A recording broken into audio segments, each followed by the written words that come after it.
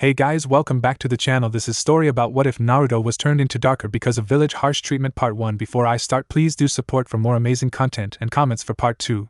Do consider to subscribe my channel and share my video to your friends and check out the description as well. Let's start the video. Take this, you piece of shit. There was a sharp pain in the small boy's side as a grown man kicked him. She died because of you. Another adult yelled drunkenly as he swung his near-empty clay sake bottle down on the child, shattering as it hit the balled-up child on the ground. My son gave his life to make sure you died, and yet here you are still breathing. A third hate-filled villager from the village hidden in the leaves kicked the boy. The blond boy closed his eyes, tears streaming down his face in agony. Why don't you kill them? The voice was but a whisper in the boy's ear, barely audible, but he could hear it. It was there every time he'd been cornered like this, asking why he didn't retaliate or fight back.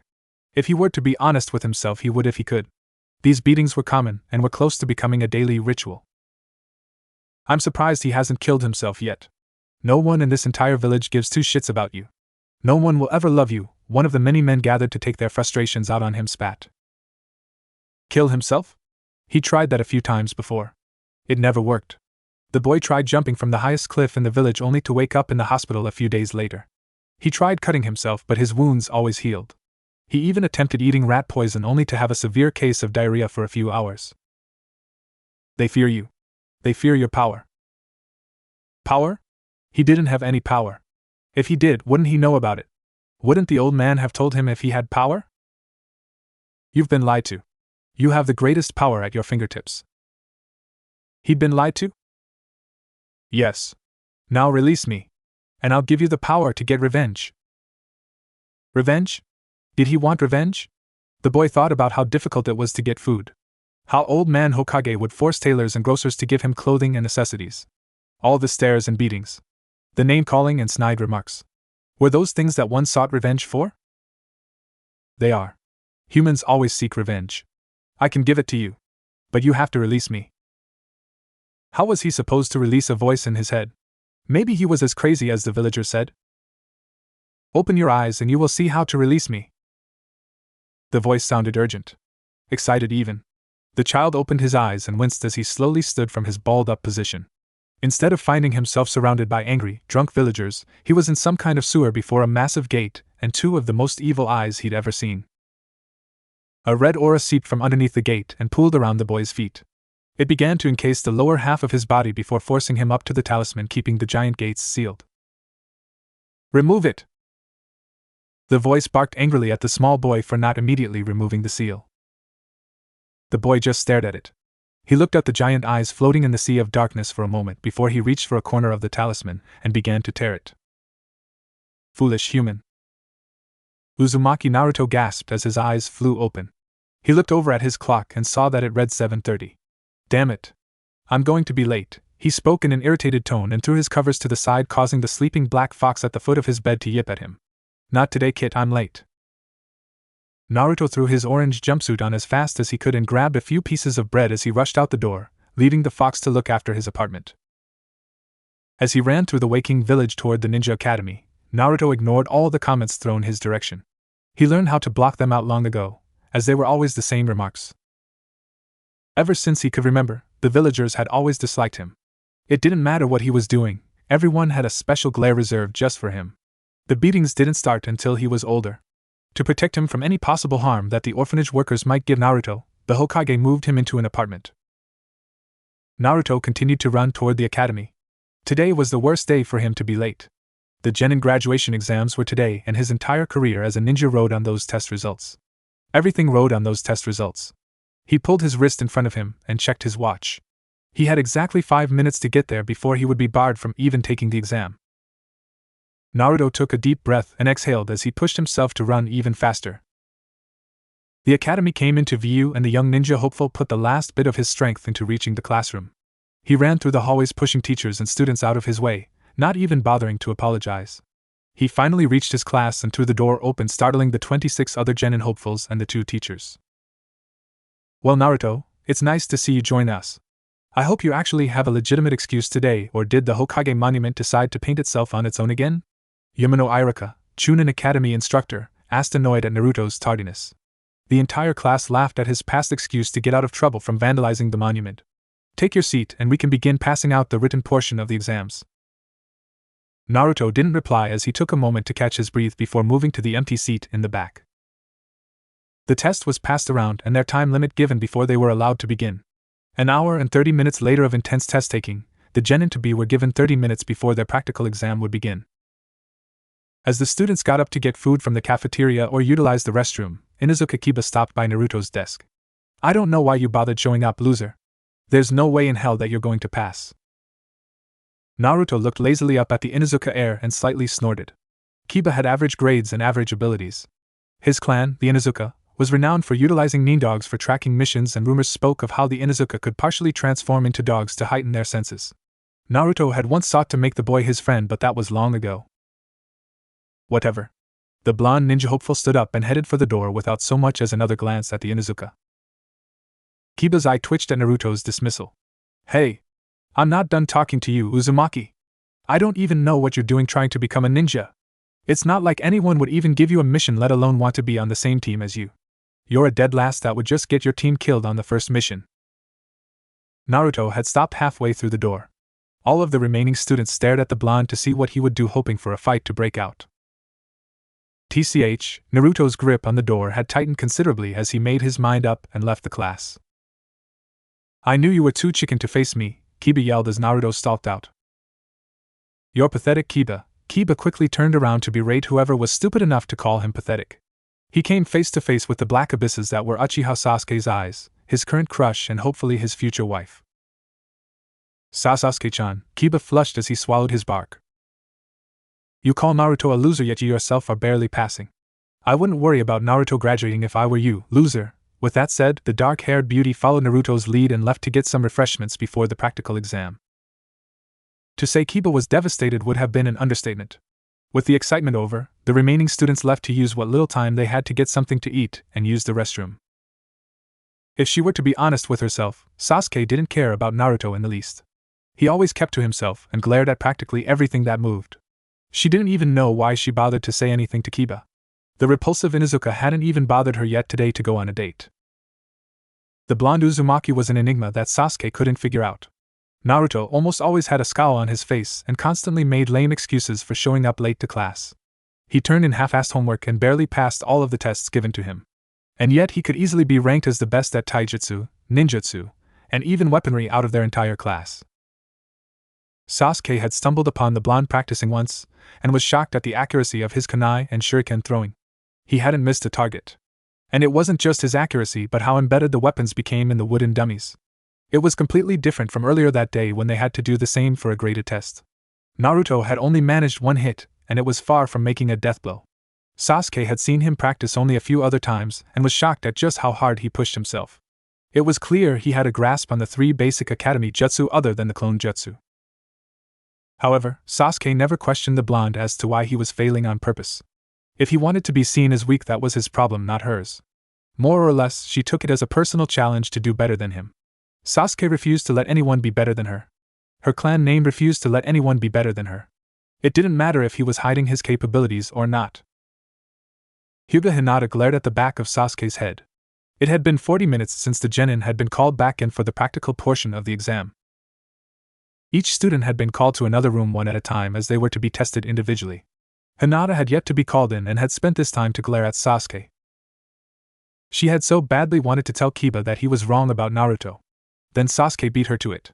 Of course, Hinata was having trouble getting out anything resembling words to begin with, but she still wanted to be the one to stand up for Naruto. Hinata and Sasuke weren't exactly friends. They were polar opposites of each other. Where Sasuke was assertive and sure of herself, Hinata was meek and shy. They only hung out with one another because they were both friends with Ino and Sakura since all of them were very young. Their mothers were childhood friends as well. Their classmates had nicknamed them the Princess Four. For Sasuke and Hinata it was clear as to why, as they came from 2 of the largest clans in the village. Ino and Sakura had been included purely for looks, since Ino came from a minor ninja family and Sakura came from a family full of civilian merchants. They were often asked out by various boys who had actually managed to gather the courage, but were always turned down. Hinata felt bad for them but was grateful that Ino, Sakura, and Sasuke knew that she had her eyes on a certain blonde and answered for her. Of course, she always felt bad for those pining after Sasuke who never even let them finish properly asking her out before she would either walk away or just tell them to beat it. Sasuke wasn't very social despite being popular. Sasuke had never really cared what others thought of her, especially after her family had been killed. The girl focused almost solely on being the best in the class and training. Hinata knew she shouldn't be upset that Sasuke had put Kiba in his place, but the violet-haired girl just couldn't help feeling like Sasuke was stepping in territory she didn't belong. Uzumaki Naruto. Iruka had come back from the latest test and called the next student to be tested. Hinata shot her light gray eyes toward the object of her obsession and watched as he stalked out of the classroom. Hinata had always admired the blonde-haired boy. No one in the village seemed to like him, and for no apparent reason either.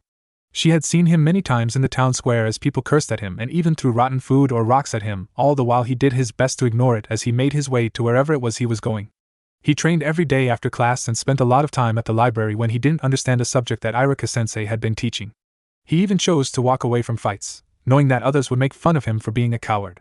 Hinata could see the strength it took for him to just get up every morning and wished she had the strength he possessed to keep going. Hinata came from the Hyuga clan, one of the most prestigious clans in Konoha, and that name came with a heavy burden. Hinata's father was the head of the clan, and when she was old enough she would gain that title. Her father constantly pushed her to make top marks and expected nothing less than perfection. Perfection she just couldn't achieve. She could never get new jutsu down on the first try, and if she were honest with her father she would tell him that she didn't want to be a ninja. She was nothing like her younger sister who was everything her father wanted her to be. Sometimes Hinata felt as if her father despised her, and she couldn't help despising him back. Hyuga Hinata. Hinata's head snapped up as Iruka called her name. She quickly got up and followed Iruka into the next room for her test, silently hoping that Naruto had managed to pass. Iruka, Naruto is more than qualified to pass, the Sandaime Hokage, Sarutobi Hiruzen, said as he surveyed the celebrating academy students who had managed to pass and become genin. All of the celebrating students, along with the Hokage and Iruka, were standing in front of the academy. It was a joyous occasion for everyone but Naruto.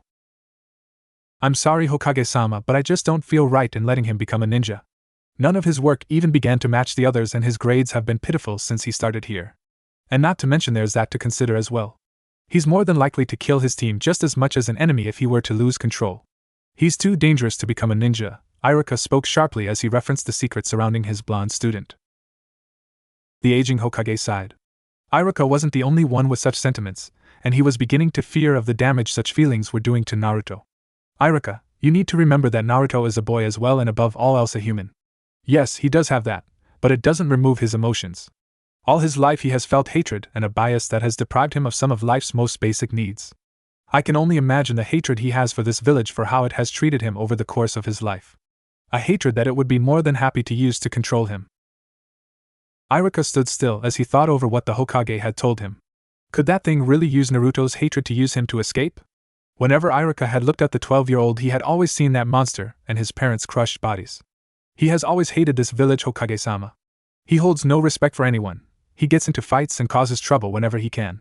For all we know, he was a bad seed to begin with. Iruka spotted Naruto sitting on a swing beneath a tree, the shade masking his features, making it difficult to read the boy. Perhaps, but you must consider that Naruto has never known love nor the comfort of a mother's hug, or the pride from a father's acceptance. You understand his loss of parents, but what you fail to understand is his frustration at never being accepted and the pain that comes with it. He may not hold respect, get into fights, and cause trouble, but it's only because he wants attention and doesn't know how else to get it when no one will even accept that he is his own being and not that. The Yondaime wanted him to be seen as a hero, Iruka. Not a monster. With his piece said, the Hokage left the young Chunin to his thoughts. Iruka simply stared over at Naruto, who had gotten up and began to leave the academy grounds. He could see the obvious disappointment hanging around him.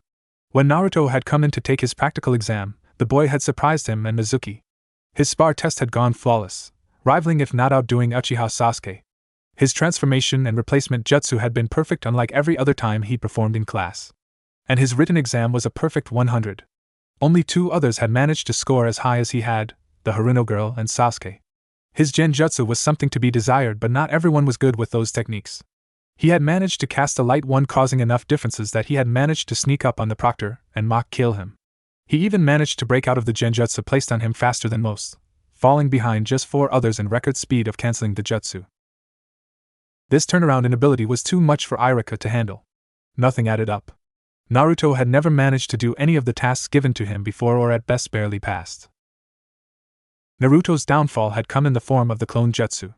He had managed to produce 2 of them, but they were just so pathetic looking that Iruka had immediately declared he failed, not even taking into account his scores of the other tests. He even ignored Mizuki, who had tried to bring that point up. But how could he allow Naruto to pass and be happy when his parents were dead? Naruto had seemed so pleased at showing he was a capable ninja, and that happiness on his face had struck a dark place in Iruka's heart. Iruka knew that tonight was going to be a long one and decided to put everything on hold as parents came up to thank him for his tutelage to their children. Naruto punched the alleyway wall that he had ducked into. Damn it! It wasn't fair. He had done everything else correctly. It didn't matter what they asked him to do, he had done it perfectly. He answered every question right, and they still failed him all because he couldn't make perfect clones. It's not like he would even use that stupid jutsu anyway. I did everything else right. I'm better than nearly everyone they passed but failed me because I can't do one fucking jutsu. He punched the wall again and winced as pain shot through his now bleeding fist. You shouldn't do that, Naruto. I mean, what if you broke your hand? You wouldn't be able to take the retest now, would you? Naruto's eyes widened as he quickly fell into a fighting stance to see who had snuck up on him. Relax, Naruto, it's me, Mizuki-sensei. The man stepped forward out of the shadows to reveal that he was indeed Naruto's sensei. What do you want? Naruto asked, not falling out of his stance.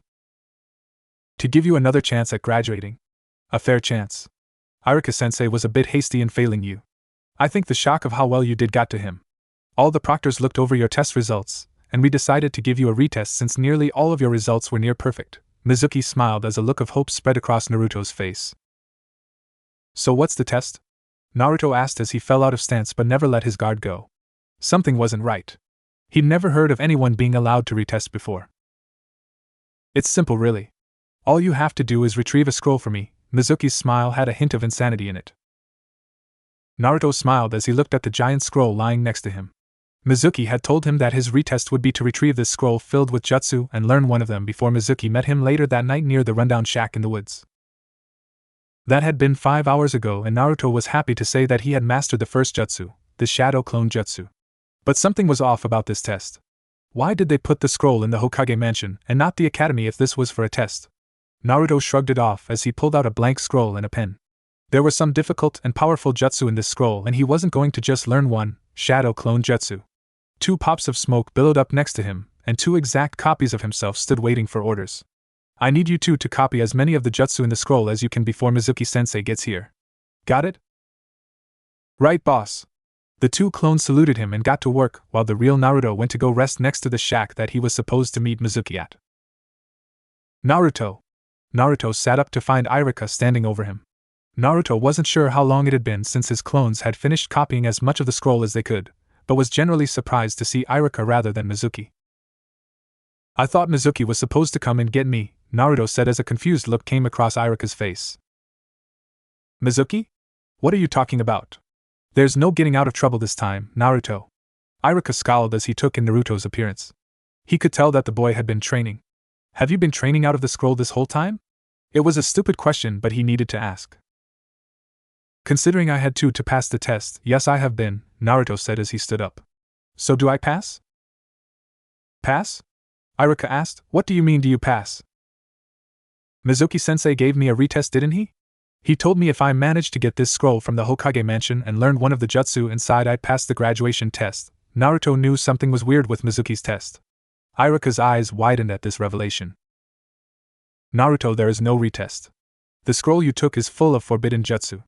Everyone in the village is looking for you, thinking you've run off to another village to give them our secrets. Naruto ground his teeth as Iruka told him the truth. He'd been lied to. Again. He knew he shouldn't have trusted that snake in the grass. Seems like I've been found out. Oh well. Both Iruka and Naruto turned around to see Mizuki standing on a branch of an old, marred tree. A large shuriken was twirling in Mizuki's hands as he spoke.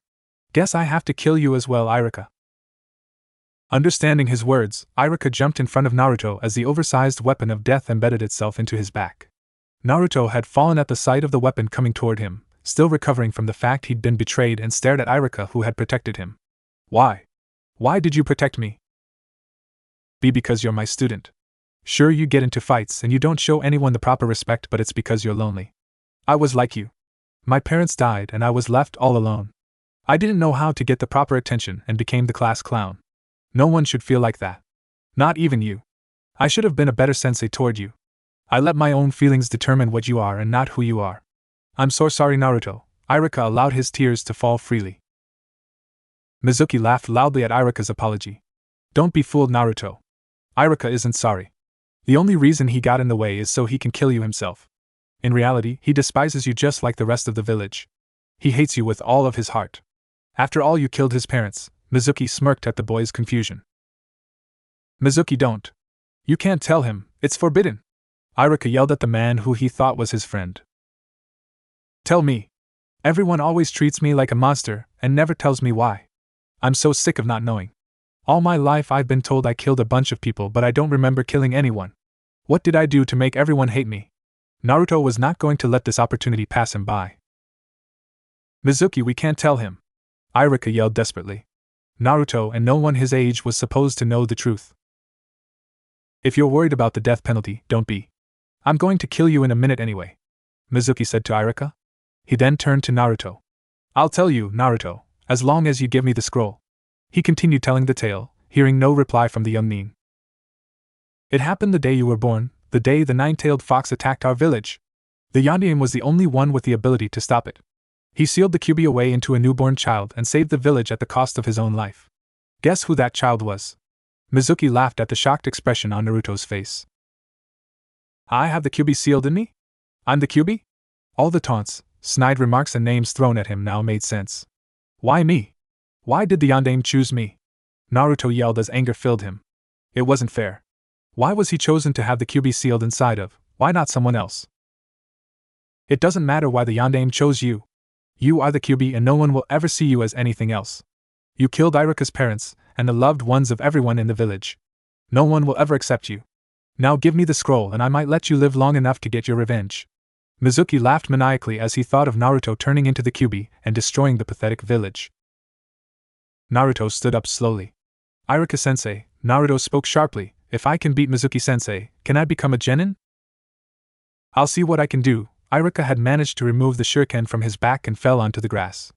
Irika had been lucky that the shuriken hadn't hit his spinal column. How pathetic, Irika! And you call yourself a chunin? Mizuki snorted at his fellow instructor before turning to face the bond. So you think you can take me on, huh? Well, let's see what you can do, Kyuubi. Mizuki unlatched the secondary shuriken that he had brought with him and threw it at the blonde. Naruto dodged the spinning weapon. He quickly grabbed the scroll and took off into the surrounding forest. Don't run away, Kyuubi! Mizuki took off after Naruto. It only took a minute for Mizuki to catch up with Naruto, who had stopped in another clearing holding the scroll up against his leg with his eyes closed. So you decided to face death head on, you fucking fox? I'm not going to die. You are, Naruto stated calmly. Don't fool yourself, Kyuubi. You can't beat me. You can't even do a simple clone jutsu right. Your test results were just a fluke. It's obvious you cheated. So quit the tough guy act and hand over the scroll to me. Mizuki spat at Naruto's face. You should be careful what you wish for, sensei, you just might get it. Naruto swung his leg around and launched the scroll toward the traitor. Caught by surprise, Mizuki jumped to catch his prize. Once the scroll was in his arms, he felt a sharp pain explode in his forearms and thighs and fell to the ground in agony. Ah! You fucking piece of shit!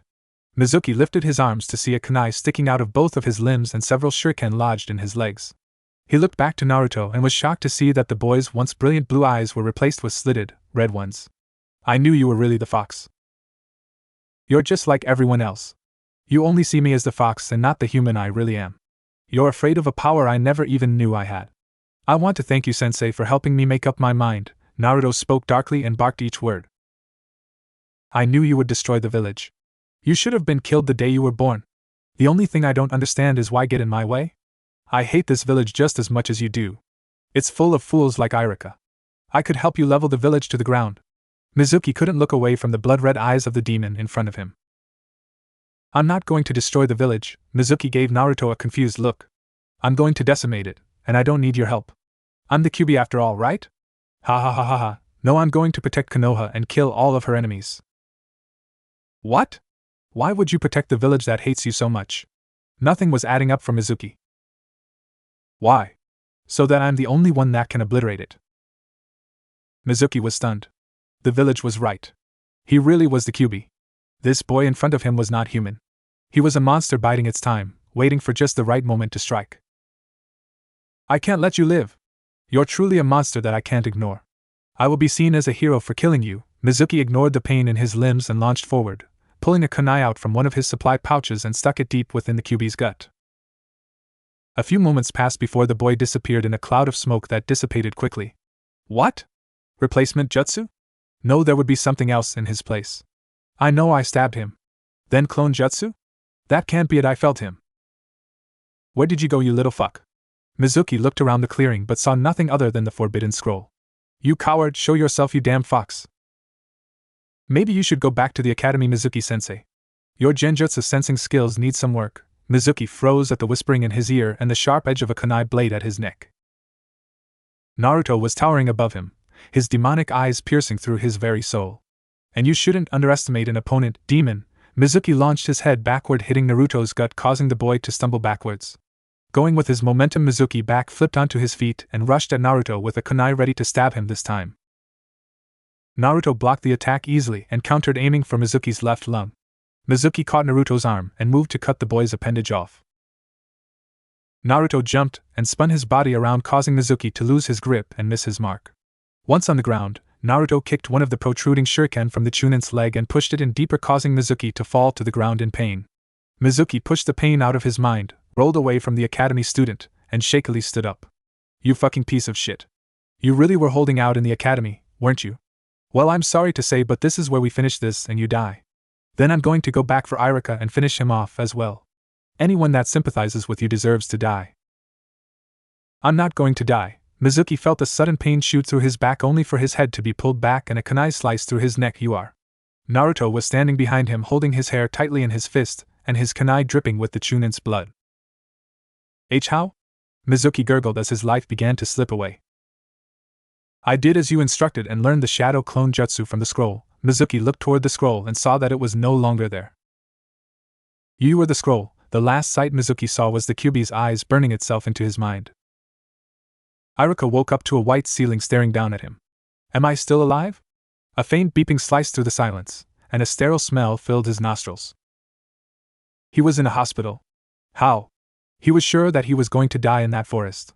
Who had found him? We found Naruto dragging both you and the forbidden scroll back into the village. He revealed that Mizuki had tricked him into stealing it, and would have succeeded in getting away if you hadn't found him. Irika looked to his left and saw the Sandaime smoking his pipe. And Naruto managed to beat Mizuki? Irika asked and smiled at the old Hokage's nod. I want to rescind my decision on failing Naruto. Irika began to cough up blood. Don't push yourself, Irika.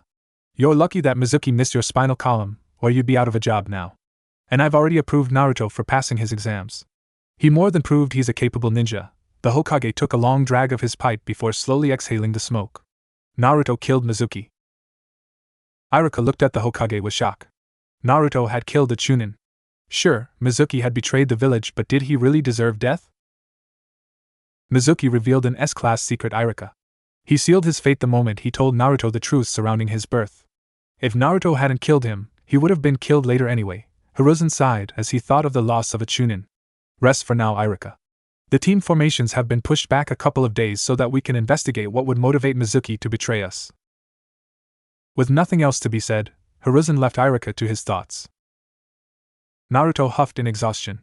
He couldn't sleep and had decided to tire himself out by doing push-ups until he couldn't move anymore. His words to Mizuki kept replaying in his head. Did he really mean it? Would he really hunt down all of Konoha's enemies so that he would be the only one left to destroy it? But his words weren't the only thing bugging him. During his fight, Naruto had felt his senses heighten to a level he'd never known before. Mizuki's movements had almost seemed too slow for a Chunin, and he could almost predict what the traitor was going to do next. Had he tapped into the fox's power?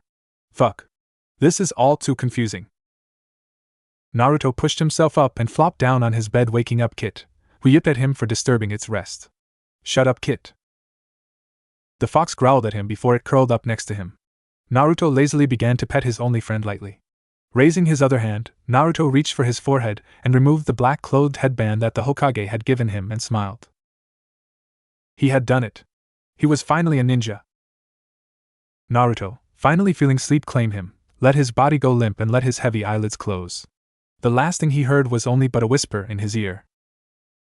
You finally have the power to seek revenge. I can't wait to see this village burn. Fucking fox. 5-year-old Uzumaki Naruto looked up at the cursing and was shocked to see that for once the remark wasn't directed at him. Scram, you damn pest. Naruto heard a sharp whining and a yelp of pain before a black blur ran past him. Huh? The shop owner had noticed Naruto and his scowl deepened. Was it you that brought that fucking thing to my shop? No, it was you. Get out of here before you ruin my business. Naruto quickly made himself scarce, tearing down the street before ducking into an alleyway hoping no one had seen him. Before he could sigh in relief when no one came into the alley, a loud growling caused him to turn around. Naruto's eyes widened at the sight of a black fox, blood seeping from its front right leg, sharp teeth made for tearing into flesh barred at him. Getting over his initial shock, Naruto slowly approached the wounded creature. You're that fox that guy was yelling at, right? Naruto asked. The little fox just growled deeper as Naruto got closer to it. Are you alone too? I'm alone a lot and nobody seems to like me. I don't think anybody likes you either. I don't want to be alone anymore. Naruto finally reached the fox and stuck his hand out to reach for the frightened animal and felt a stinging sensation as the fox bit into his hand. Naruto flinched but didn't remove his hand. He was tired of always being alone. Tired of being hated for something he didn't even know about. Naruto reached his other arm around the fox and picked it up into his embrace and just held it. Slowly tears fell down his young face as the fox held strongly onto his hand with its jaws. I don't want to be alone anymore. I don't want to be alone anymore. I don't want to be alone anymore. His tears continued to fall, the pain in his hand not going away. Suddenly he felt a sticky object rubbing his wound and saw that the fox was licking at his blood, as if to clean it. Naruto let a sad smile cross his face before standing up. Come on, kid, let's find somewhere warm to sleep tonight. Uchiha Sasuke woke with a frown on her face. Today was supposed to be exciting and filled with pride from her family, as she went off to receive her team assignment for the first time in her ninja career. Instead of waking up to the wonderful smell of her mother's cooking or the sound of water pipes humming as her brother or father showered, she was met with dead silence. A silence she had known for almost 6 years. Sasuke sighed as she rolled onto her side to look at her nightstand where a picture of her family stared, looking back at her with smiles. A scowl quickly formed on her face as she slammed the picture down, unable to look at him. Looking at her clock, Sasuke rose from bed and went about her morning rituals before she met up with her only friends, Yamanaka Ino, Haruno Sakura and Hyuga Hinata, before all 4 of them went to the academy one final time. The girl moved around her small apartment, making sure that everything was in order. She had lived in the apartment since she was 6.5 and made sure that it was kept neat and clean, having picked up her mother's cleaning habits before that happened. Sasuke made her way into the kitchen and pulled 2 eggs and 1 tomato from her fridge before she set about cooking her breakfast. She scrambled the eggs and cut the tomato into 6 even pieces. She salted the tomato piece and poured herself some orange juice before enjoying her cooking. She went to her bedroom and pulled out a dark blue shirt with a high collar and her clan symbol embroidered on the back. Next was a pair of white shorts and white arm cuffs that had blue straps. She slipped out of her sleepwear of black shorts and a black tank top and pulled her fresh clothes on. She quickly wrapped her ankle and lower legs with her medical tape before slipping on her ninja sandals and rushed out the door. 10 minutes later had Sasuke in front of the Yamanaka flower shop and waited for Ino to come out so they could meet up with Hinata and Sakura. Ino lived along Sasuke's route to the academy while Hinata lived along Sakura's. They met up in the middle just outside Ichiraku ramen shop. Oh, Sasuke-chan, how have you been? Ino's mother had come out to put some new flowers on display in front of the shop. I swear you look more and more like Mikoto-san each time I see you. Are you excited to have finally graduated from the academy? Sasuke looked at the brunette darkly for a moment when the older woman mentioned her mother. Ino's, Hinata's and Sakura's mothers had all been childhood friends with her own mother when they were children and had often set up play dates for their daughters. That was why Sasuke was friends with the 3 girls. They had always just been there. A constant in her life that she couldn't bring herself to get rid of. Many times Sasuke had thought of going another way to the academy, or to stop acknowledging them, but she didn't. They were all she had of her old life. They were her escape from her reality that she faced every time she entered that empty apartment. A way to forget what he had done. Sakura's and Ino's family had offered to take her in when she became alone, but Sasuke refused. Sakura's family only saw her as a way to rise in position and gain some leeway in ninja dealings, even if Sakura's mother really did care for her. And Ino's family was just that. A family. Sasuke didn't know if she could ever go back to having a family.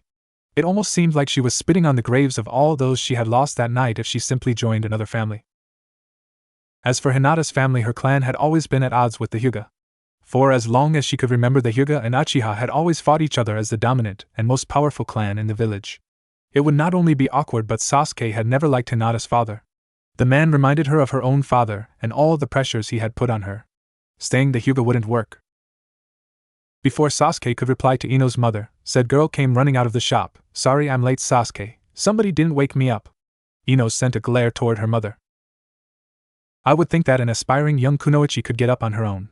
Take Sasuke-chan for example, she has never been late even once and arrives the same time every day. The elder Yamanaka put her hands on her hips and looked at Ino as only a mother could.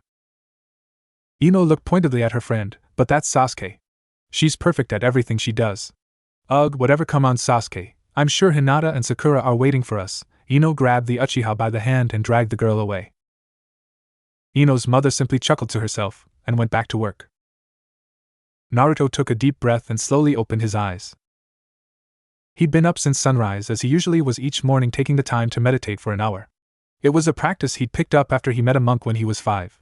The monk had come to the village to request a mission and had stayed for a number of weeks, where he taught Naruto the basics of meditation and the many uses and practicality that came from meditating. Since then, Naruto had kept meditating each morning before he would physically train. Push-ups, sit-ups, dips using one of his chairs, abdominal exercises, jumping jacks and practicing the various kata for the academy martial arts were all a part of his training regimen. He did all of this before he set about making instant ramen for Kit and himself. He did have 2 eggs chilling in his faulty refrigerator, but figured he'd save them for another day, and his milk had gone bad 2 weeks ago. His allowance that the Hokage gave him wasn't much, usually just enough where if he transformed to look like someone else he could usually buy 1 or 2 quality food items, and the cheap stuff to last him the next 2 weeks. Much of what Naruto owned came from garbage piles, or the Hokage had purchased the item for him, like his furniture and appliances. Even clothing was a rare privilege to own. Naruto constantly had to wash the few clothes that he did own by hand. Overall, his apartment was barren, and a large empty spot of wooden floor that Naruto used to train. Kit scratched at Naruto's leg in anticipation of finally being fed that morning. Naruto chuckled at the fox's impatience at the simple 3 minutes it took to prepare ramen. It's almost ready, just be patient. He got a yip as a reply, and Naruto smiled. The fox truly was the only being in the village that he cared for. They were 2 unwanted desirables and kept each other company. Naruto had been grateful at the fox's acceptance, and always made sure that Kit was well taken care of, even at his own expense at times. He'd even starved a few times in exchange for the fox being fed.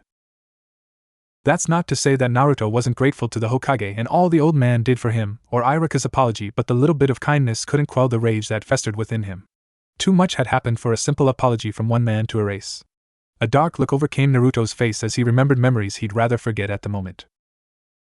Naruto poured half of the instant noodles in Kit's bowl and took a seat at his table and dug in. Today should be interesting, Kit. I'm being assigned to my ninja team for the first time in my career. I wonder who I'll be paired with. Kit yipped up at him. You really think that I would be paired up with the Uchiha? Naruto gave an incredulous look at his friend. I would rather the Hyuga than that stuck-up bitch. Kit yipped once more.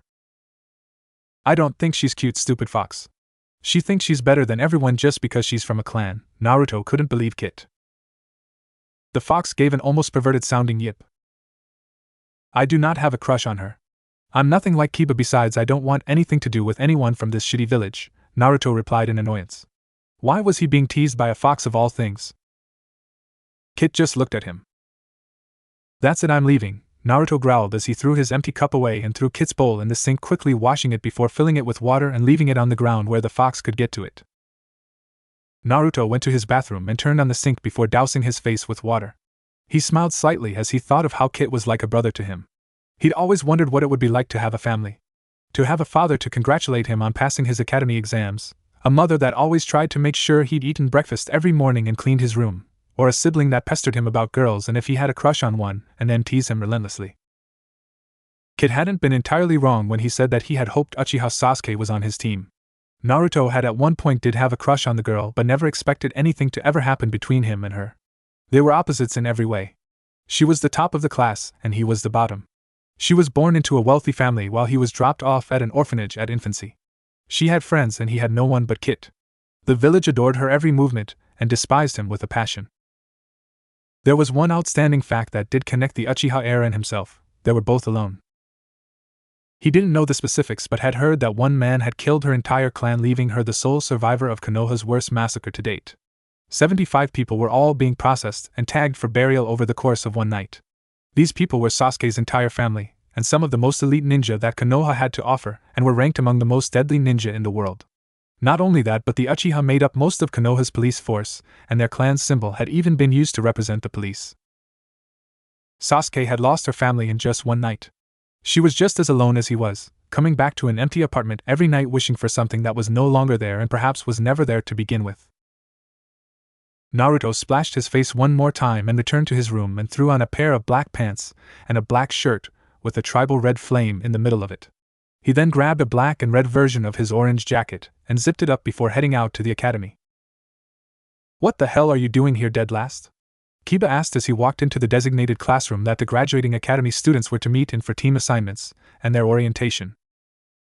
Naruto simply pointed to his headband that he had put on upon arriving at the academy before going back to looking off into space. He'd arrived 30 minutes early and had been the first to arrive. At about 15 minutes before the meeting, other graduates began to trickle in, and now with only 5 minutes left before the orientation, nearly all of the graduates had arrived. "I can see the headband, loser. I'm not blind. What I want to know is where you stole it from, cause last I checked you failed your graduation exams." Kiba was not going to get shown up this time. Sasuke had yet to arrive, and like hell would he let Naruto even have the chance of being on her team. Naruto looked back at Kiba with a bored expression. "I was given another test.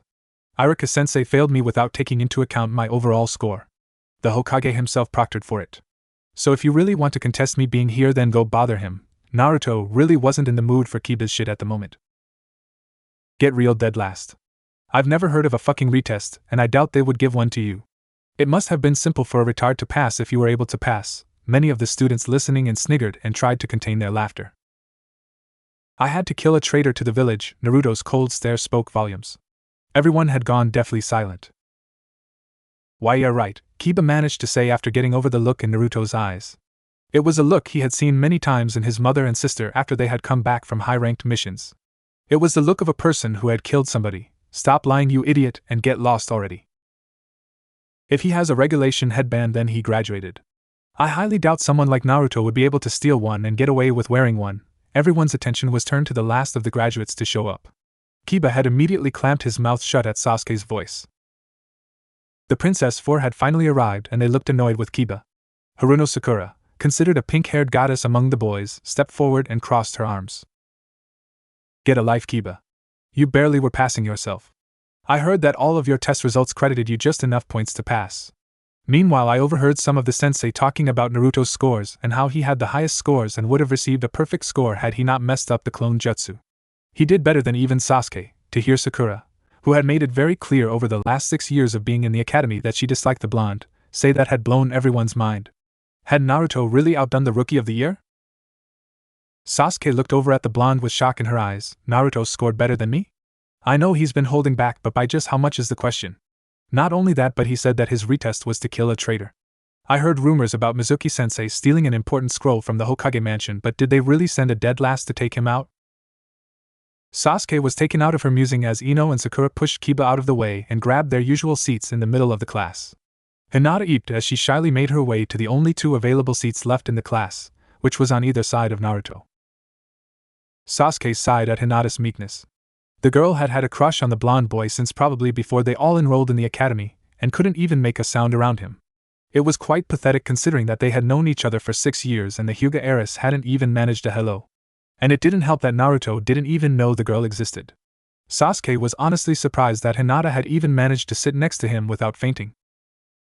Sasuke pushed the thought out of her mind and began to move toward her seat, seeing as Hinata more than likely needed moral support when Kiba once again decided he would ask her out.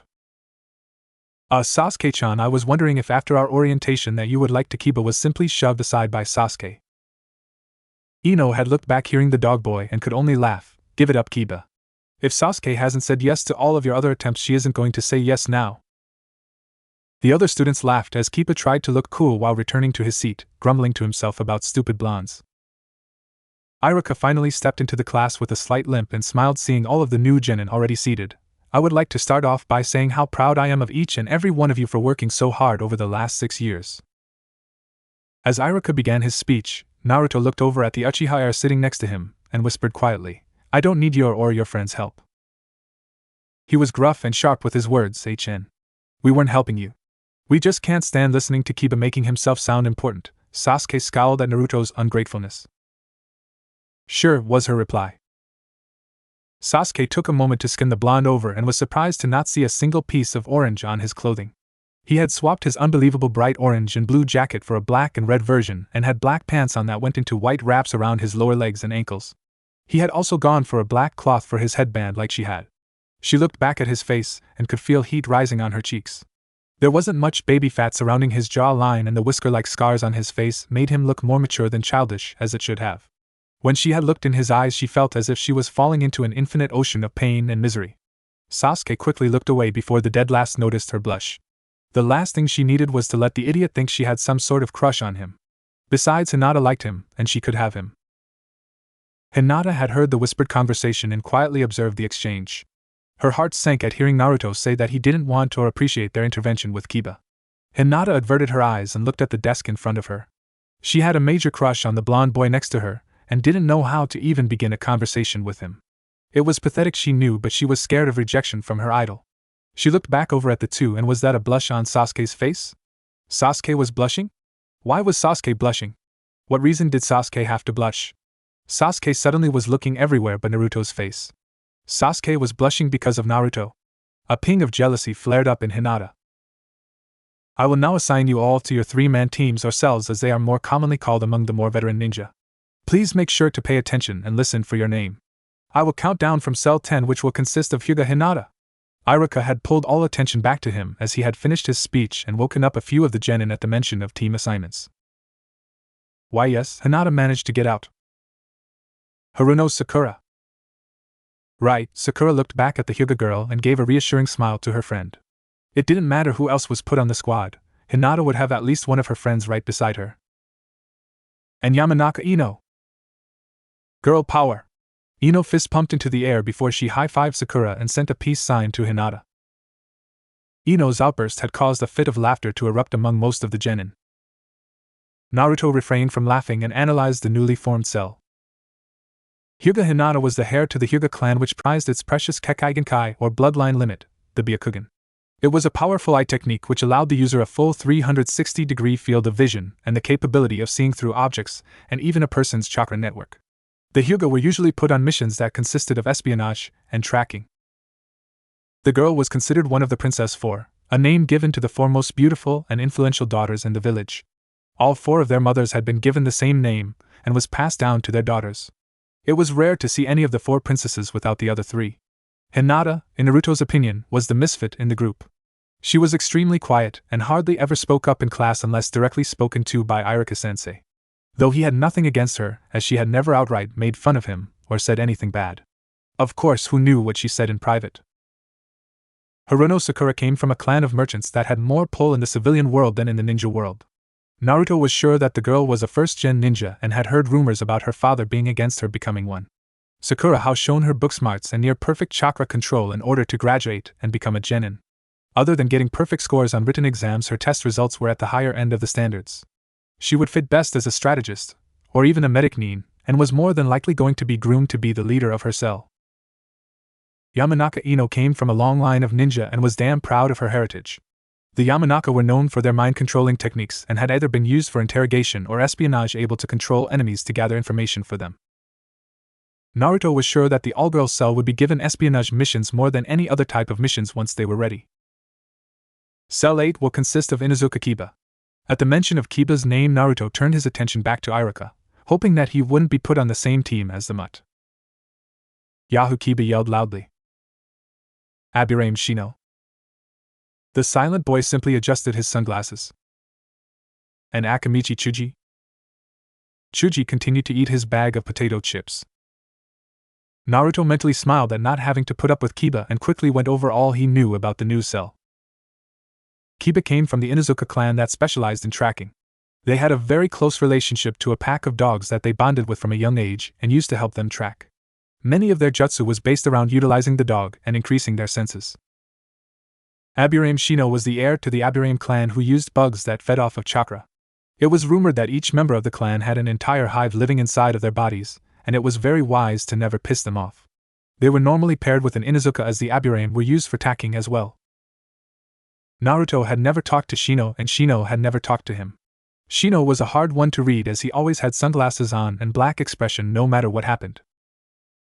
Akamichi Chuji was the heir to the Akamichi clan.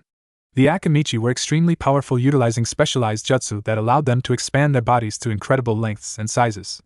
Most members were on the bigger side of weight, but the extra stores of fat helped with some of their more life-threatening jutsu.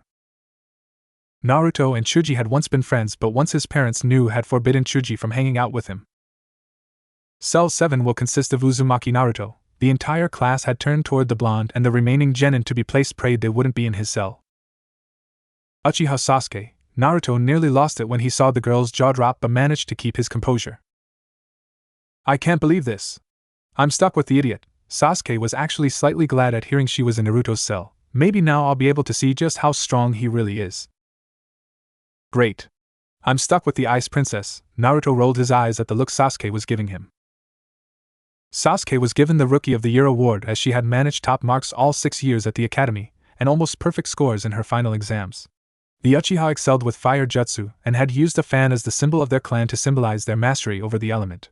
What had truly made them renowned though was their Kekkaigenkai, the Sharingan. The bloodline limit was an ocular technique that not only allowed the user to see attacks in slow motion but also gave them the ability to copy everything they saw perfectly. Many had feared the name Uchiha from every corner of the world until their demise 6 years ago. And Naro Shikamaru. Naruto looked behind him to see the Nara looking bored beyond belief. Shikamaru was another boy Naruto used to play with until his parents found out and kept the two from being friends.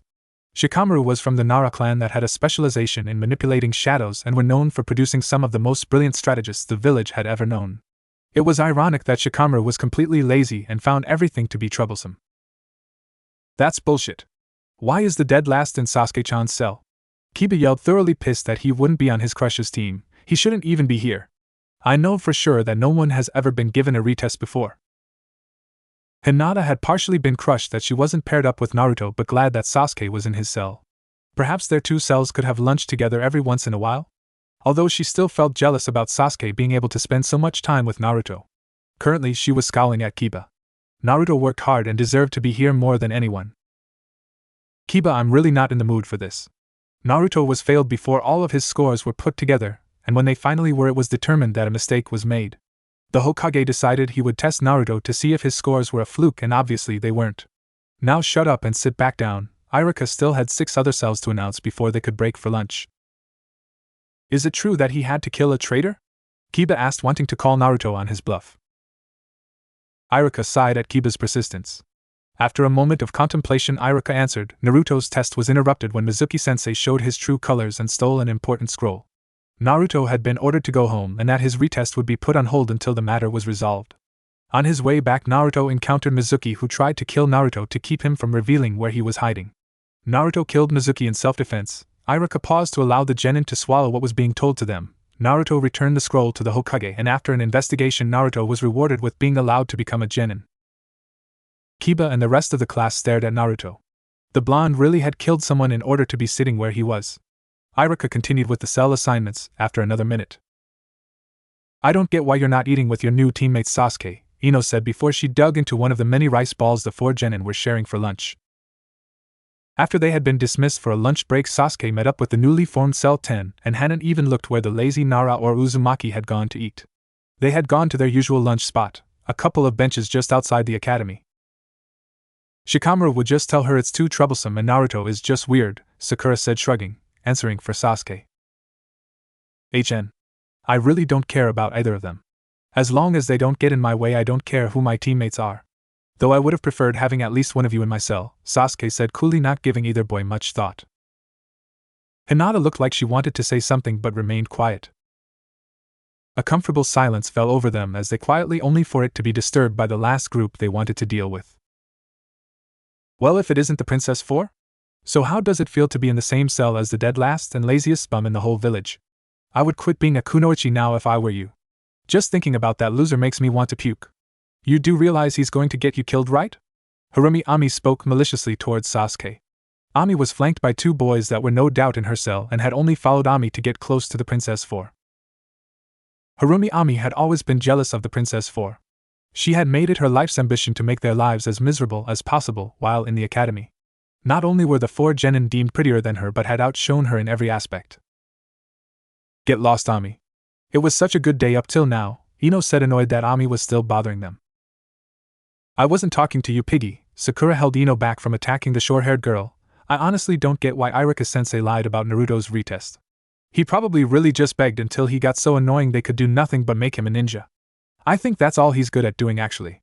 No family or friends. It would be sad if he wasn't so annoying. I would hate to be as lonely as he is. I don't know what I would do without my parents. Maybe that's why he's so messed up? There's no one to reprimand him when he gets in trouble. Ami was cut off by one of her teammates who had grabbed her shoulder and pointed to their side. Naruto was standing there with his fists clenched tightly. Please, Ami, don't stop on my account. The blonde began to walk toward the group only to push past them. Once he had gone 10 steps, he paused briefly. You shouldn't talk about things you know nothing about. He then continued walking back toward the academy. Come on, Ami, we should go, the teammate that had grabbed her shoulder suggested, not liking the sudden atmosphere the blonde had left behind. Ami ground her teeth in anger. She was not going to be the bad guy because of that loser. I know nothing? Who the hell does he think he is? He lies about killing Mizuki-sensei and suddenly he's the king of the world. Ami glared at his shrinking figure in the distance. No good orphan. They're all nothing but a waste of space. Nothing could stop Sasuke from slipping a kunai underneath the girl's throat. You really don't know anything. The loneliness is far worse than any punishment a parent could ever give. You really do annoy me. Sasuke slacked her arm just enough for Ami to back off and leave with her teammates. The girls of Cell 10 could only stare at Sasuke's back and the Uchiha clan symbol embroidered on it. Uchiha Sasuke scowled in what could only be described as nothing other than pure unadulterated annoyance. For 2 hours she had been stuck inside the classroom where the orientation had taken place with Naruto and Shikamaru waiting for their tardy Jounin-sensei to arrive. All of the other Jounin-sensei had come and picked up the newly formed cells that they were charged with and left. Even Irika-sensei had left the 3 genin alone. Naruto was sitting several seats away from her, just staring off into space, while Shikamaru had gone to the front of the class and took to lying down on the ground before dozing off on his back with his hands behind his head. To say the least, the last 2 hours had been extremely dull. The sound of a door sliding had caught the attention of all 3 genin. They looked over to see a man step into the classroom. He had spiked up silver hair that made him look older than he probably actually is and wore the standard Chunin/Jounin uniform consisting of a green flak jacket, blue pants that went into white wraps and the standard issued blue sandals. He wore fingerless gloves with a metal covering for the backhand and a long-sleeved navy blue shirt that he'd rolled up. Most of his face was covered by a mask that went up to his nose, and he wore his headband at an angle so it covered his left eye. The Jounin looked over the 3 genin as he raised his right hand to his chin in wonder. My first impression of you're all kind of boring looking. Sasuke scowled at his assessment of them. The man had the gall to show up 2 hours late, and he was going to judge them. Says the man 2 hours late to a mandatory meeting. This is too troublesome. Shikamaru slowly got up from his spot on the ground and patted his pants clean of any dust. To be honest, he really didn't mind that the Jounin was late. It just meant he could nap and not worry about the career that was expected, and not to mention forced of him. Well, you see, I had promised my mother, who has a bad back, that I would help her move into her new apartment today, the Jounin said lamely. Why don't we take this meeting somewhere else? He looked over at Naruto and Sasuke before lazily looking at Shikamaru, depressing. The man turned on his heel and left with the genin quickly rushing out of the room to keep up with him. After following him for 3 minutes, the genin found themselves outside on top of the academy roof. The Jounin had situated himself against the roof railing while the genin had taken to sitting around him several feet away. Why don't we take a moment to get to know one another and introduce yourselves before we get to the serious business? The genin just stared at the weird man. What do you mean by introduce yourselves? Shikamaru asked. You mean like stating our names or personal interests? My, aren't you the little genius? The Jounin more or less asked in a mocking way. I'll go first so that way there won't be any confusion for the simple-minded ones. He looked over at Sasuke and Naruto, which earned him a glare from both genin. My name is Hatake Kakashi and I'm going to be your Jounin-sensei. I really don't feel like telling you any of my likes or dislikes. As for hobbies, I have lots of hobbies. And finally, a dream for the future? I've never thought about it before. There.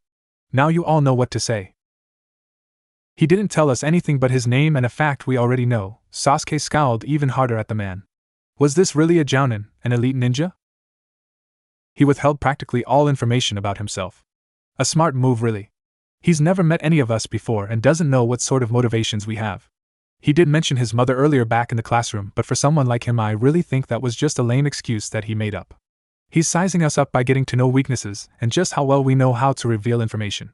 Man, this guy really is troublesome. Why did I have to be put in this cell? Shikamaru simply laid back and started searching for clouds to look at. What does he mean going to be our Jounin sensei? Isn't he already our Jounin sensei? Something's off. Naruto squinted his eyes slightly at the thought. Why don't you go first, lazy-san? Kakashi pointed at the laid-back Nara, who sighed at being called on. What a drag. Sighing once more, Shikamaru introduced himself. My name is Nara Shikamaru. I really only like sleeping. I dislike just about anything that requires me to do anything. My hobby is cloud watching. And my dream for the future is to find a wife who'll cook for me and have 2 kids. Who would marry a lazy bum like him? Sasuke had a disgusted look on her face at the thought of having to cook for the laid-back Nara. Naruto had yet to take his stare off of Kakashi and had let Shikamaru's introduction go half listened to. That wasn't so bad now, was it? Alright, you're next, princess. Kakashi was practically chuckling to himself at the look sent his way. It truly was easy to get under the skins of genin. My name is Uchiha Sasuke. I don't particularly like anything and I hate a lot of things. The glare sent Kakashi's way let him know he was on that list of things. My only hobby is training, and what I have is not a dream because I will make it happen. I am going to restore my clan and kill a certain someone. Sasuke clenched her fists together thinking about that man. She is way too troublesome. I don't see why Kiba even likes her. Shikamaru closed his eyes and decided that this meeting really was too troublesome. She wants to avenge her clan. Explains why she refused to be anything but the best in the academy. Naruto had looked over at her with a dull expression. Joy, it's my turn next. And last but not least, Dulquin. Kakashi was disappointed at the lack of response from the blonde. My name is Uzumaki Naruto. I have quite a few dislikes and like nothing in particular. My hobby is collecting and trying different flavors of ramen. My dream for the future is to get rid of what I dislike. Naruto had kept his tone even and as neutral as possible. What could he dislike so much that his dream is to get rid of it? Sasuke wanted to know but quickly threw the thought away. The Uzumaki wasn't worth her time. Why is everyone so troublesome? Shikamaru really didn't care about Naruto's problems. Wonderful. So I have a lazy bland-bored kid, an Avenger princess, and a loner. Almost makes me wish I had the all-girl team for once. At least things will be interesting. Kakashi stood up from his place on the railing. Great. You're all unique with different ideas and dreams. We'll have our first mission tomorrow. The mention of a mission had gotten Sasuke's attention. They were finally talking about something relevant. What will we be doing? Nothing too difficult, but certainly not easy. It's a task the 4 of us will do together. A survival exercise. A groan came from Shikamaru. We already did survival exercises in the academy. Shikamaru sat up, unable to believe his first mission was to train. This isn't anything like those exercises. In fact, you'll wish you were doing those exercises. Kakashi began to laugh aloud at his current line of thought. What's so funny? Sasuke asked. She was beginning to dislike this man for every second she knew him. You really won't like my answer, but since I want to see the looks on your faces, I'll tell you. Kakashi smiled underneath his mask as all 3 genin either glared or looked annoyed with him. Of the 30 genin to graduate, only 9 will actually become ninja. The other 21 will be sent back to the academy. In other words, this is a make it or break it pass-fail test, and the chances you'll fail are 70%. The look of shock that etched itself on all 3 of their faces caused Kakashi to start laughing once more. I said that you wouldn't like my answer. Kakashi just continued to laugh. Then what was the point of the graduation test? Sasuke asked. She would not let this man get in her way. She couldn't afford to spend more time in the academy. Don't you get it? That graduation test was just a farce to see who had the potential to graduate. This is the real graduation test. This is way too troublesome. Shikamaru was annoyed. He should have realized something was fishy when his dad had told him to do his best this morning. That's what he meant earlier. There's a good chance we'll fail and he won't be our Jounin sensei. We'll be sent back to the academy and he'll be able to go back to whatever it is he does. Naruto scowled at Kakashi, who was now trying to silence his chuckling. You really are a genius, aren't you? That's exactly how it works. I decide whether or not the lot of you is worth keeping in the program or not. Be at training ground 7 at 0500 sharp and make sure to bring your gear. It's going to be a long day. Well, that's it, you're dismissed. Kakashi waved his hand at them before a look of realization crawled onto the quarter of face that they could see. I almost forgot. You all should skip breakfast, unless of course you enjoy hurling your stomach out through your mouth. With a final smile at the three genin, Kakashi disappeared in a cloud of smoke that quickly dissipated. Naruto lay in his bed with Kit curled up next to him, thinking of what failing the test meant for him and the fox who was currently asleep. If he failed, he would be sent back to the academy, and who knew if he would be allowed to pass again. Not only that, but he didn't know how much longer the Hokage would help him in paying the rent for this apartment. He would be back on the streets with nowhere to go. I can't fail. I have to pass this test. Naruto let his eyes roll over to his sleeping companion, and a small smile came to his face. Naruto nudged the animal awake and earned an annoyed glare from Kit. I know it's late, but I was wondering? How would you like to help me out on tomorrow's mission? Silence again. Sasuke was now, more than ever, aware of this fact. Or rather, it seemed like she was paying more attention to the silence. For brief seconds, Sasuke kept her eyes closed. She was half hoping that the silence was only in her imagination, that had never killed her family, her clan. She was also hoping that maybe, just maybe, her mother would come into her room and scold her for not being up. Sadly, it was not meant to be. Getting up, Sasuke looked at her surroundings. It was her apartment, nothing changed. Putting her hands up to her face, and trying to rub the sleep out of her head, she remembered faintly how weak she had just been. TCH, was her response. She didn't care. Glancing at the clock, she cursed. It seemed she had gotten up earlier than she had planned. The kunoichi thought about going back to sleep but knew that her mind would never allow it. With this fact, she got up from her bed and walked into her bathroom. While her bathroom was rather small, it filled the requirements.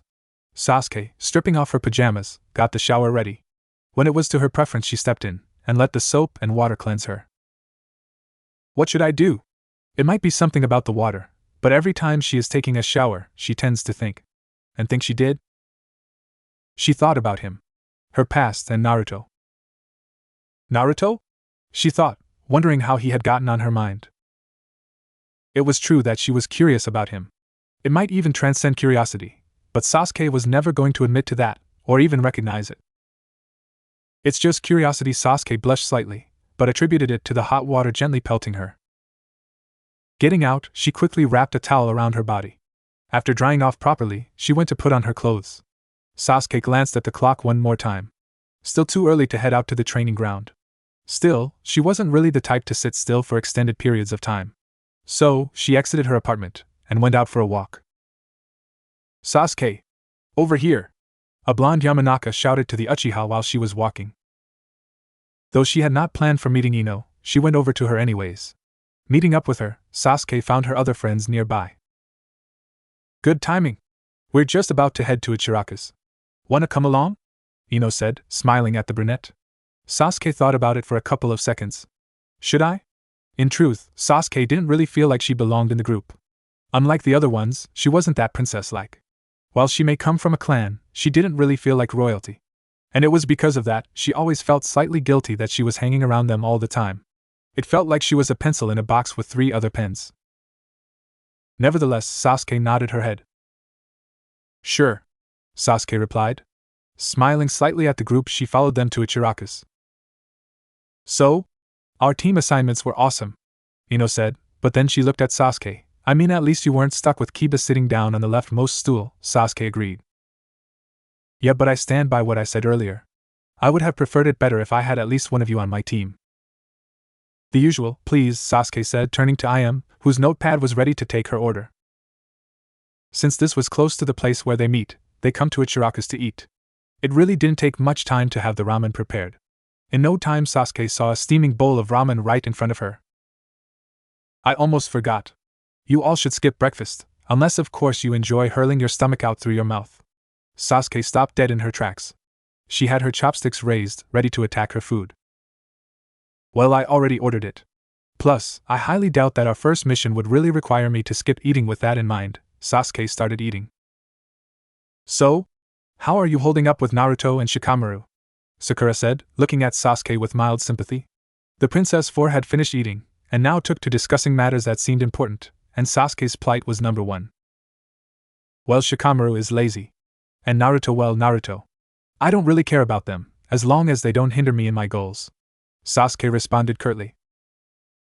Oh come on, you so cold to boys, Sasuke. You should be interested, but it is Naruto and Shikamaru, so I don't blame you. Ino chided in. She then smiled at Sasuke. We all know that Shikamaru is lazy. What we, or rather Hinata, wanted to know was about Naruto, Sakura said, winking at Hinata, who blushed at the mention of her blonde crush.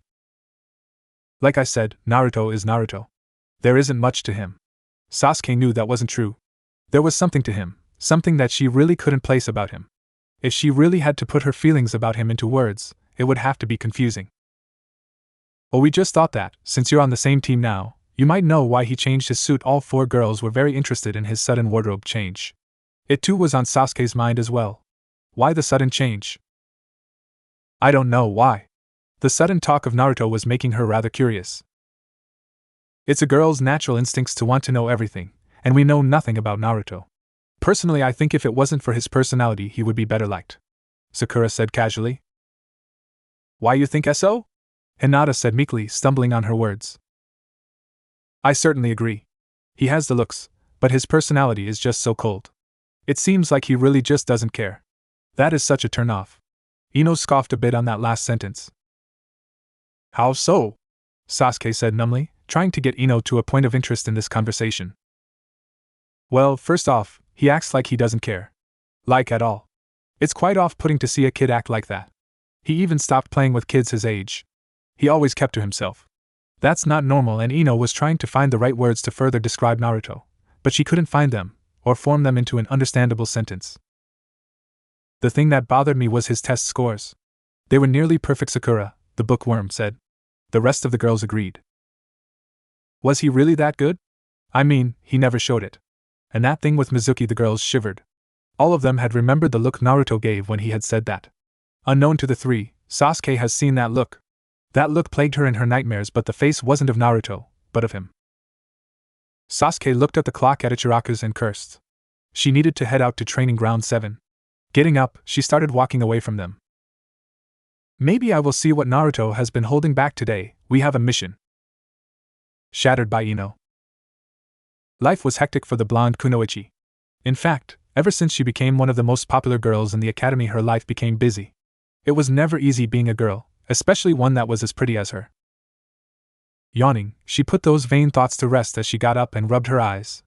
Then she opened them again to clear away any drowsiness that remained.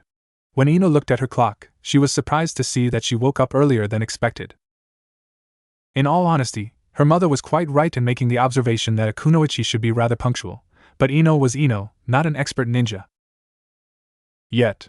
I'm not an expert ninja yet, she mumbled out, getting up from the bed and going to the bathroom. Looking at herself in the mirror, she cringed a bit. What a total mess. Her hair was unruly, as it had always been like that in the mornings.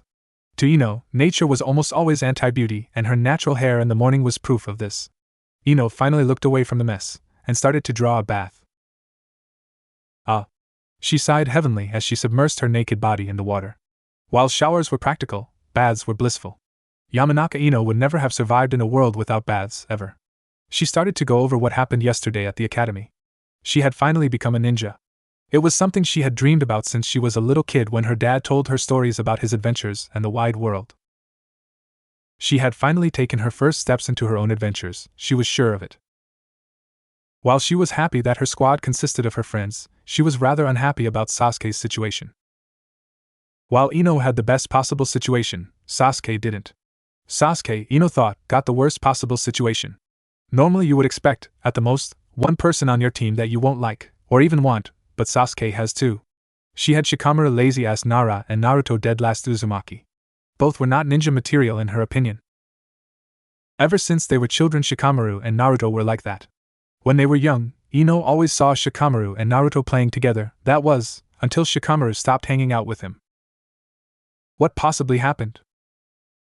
The water gently blanketed Ino, making her feel more relaxed.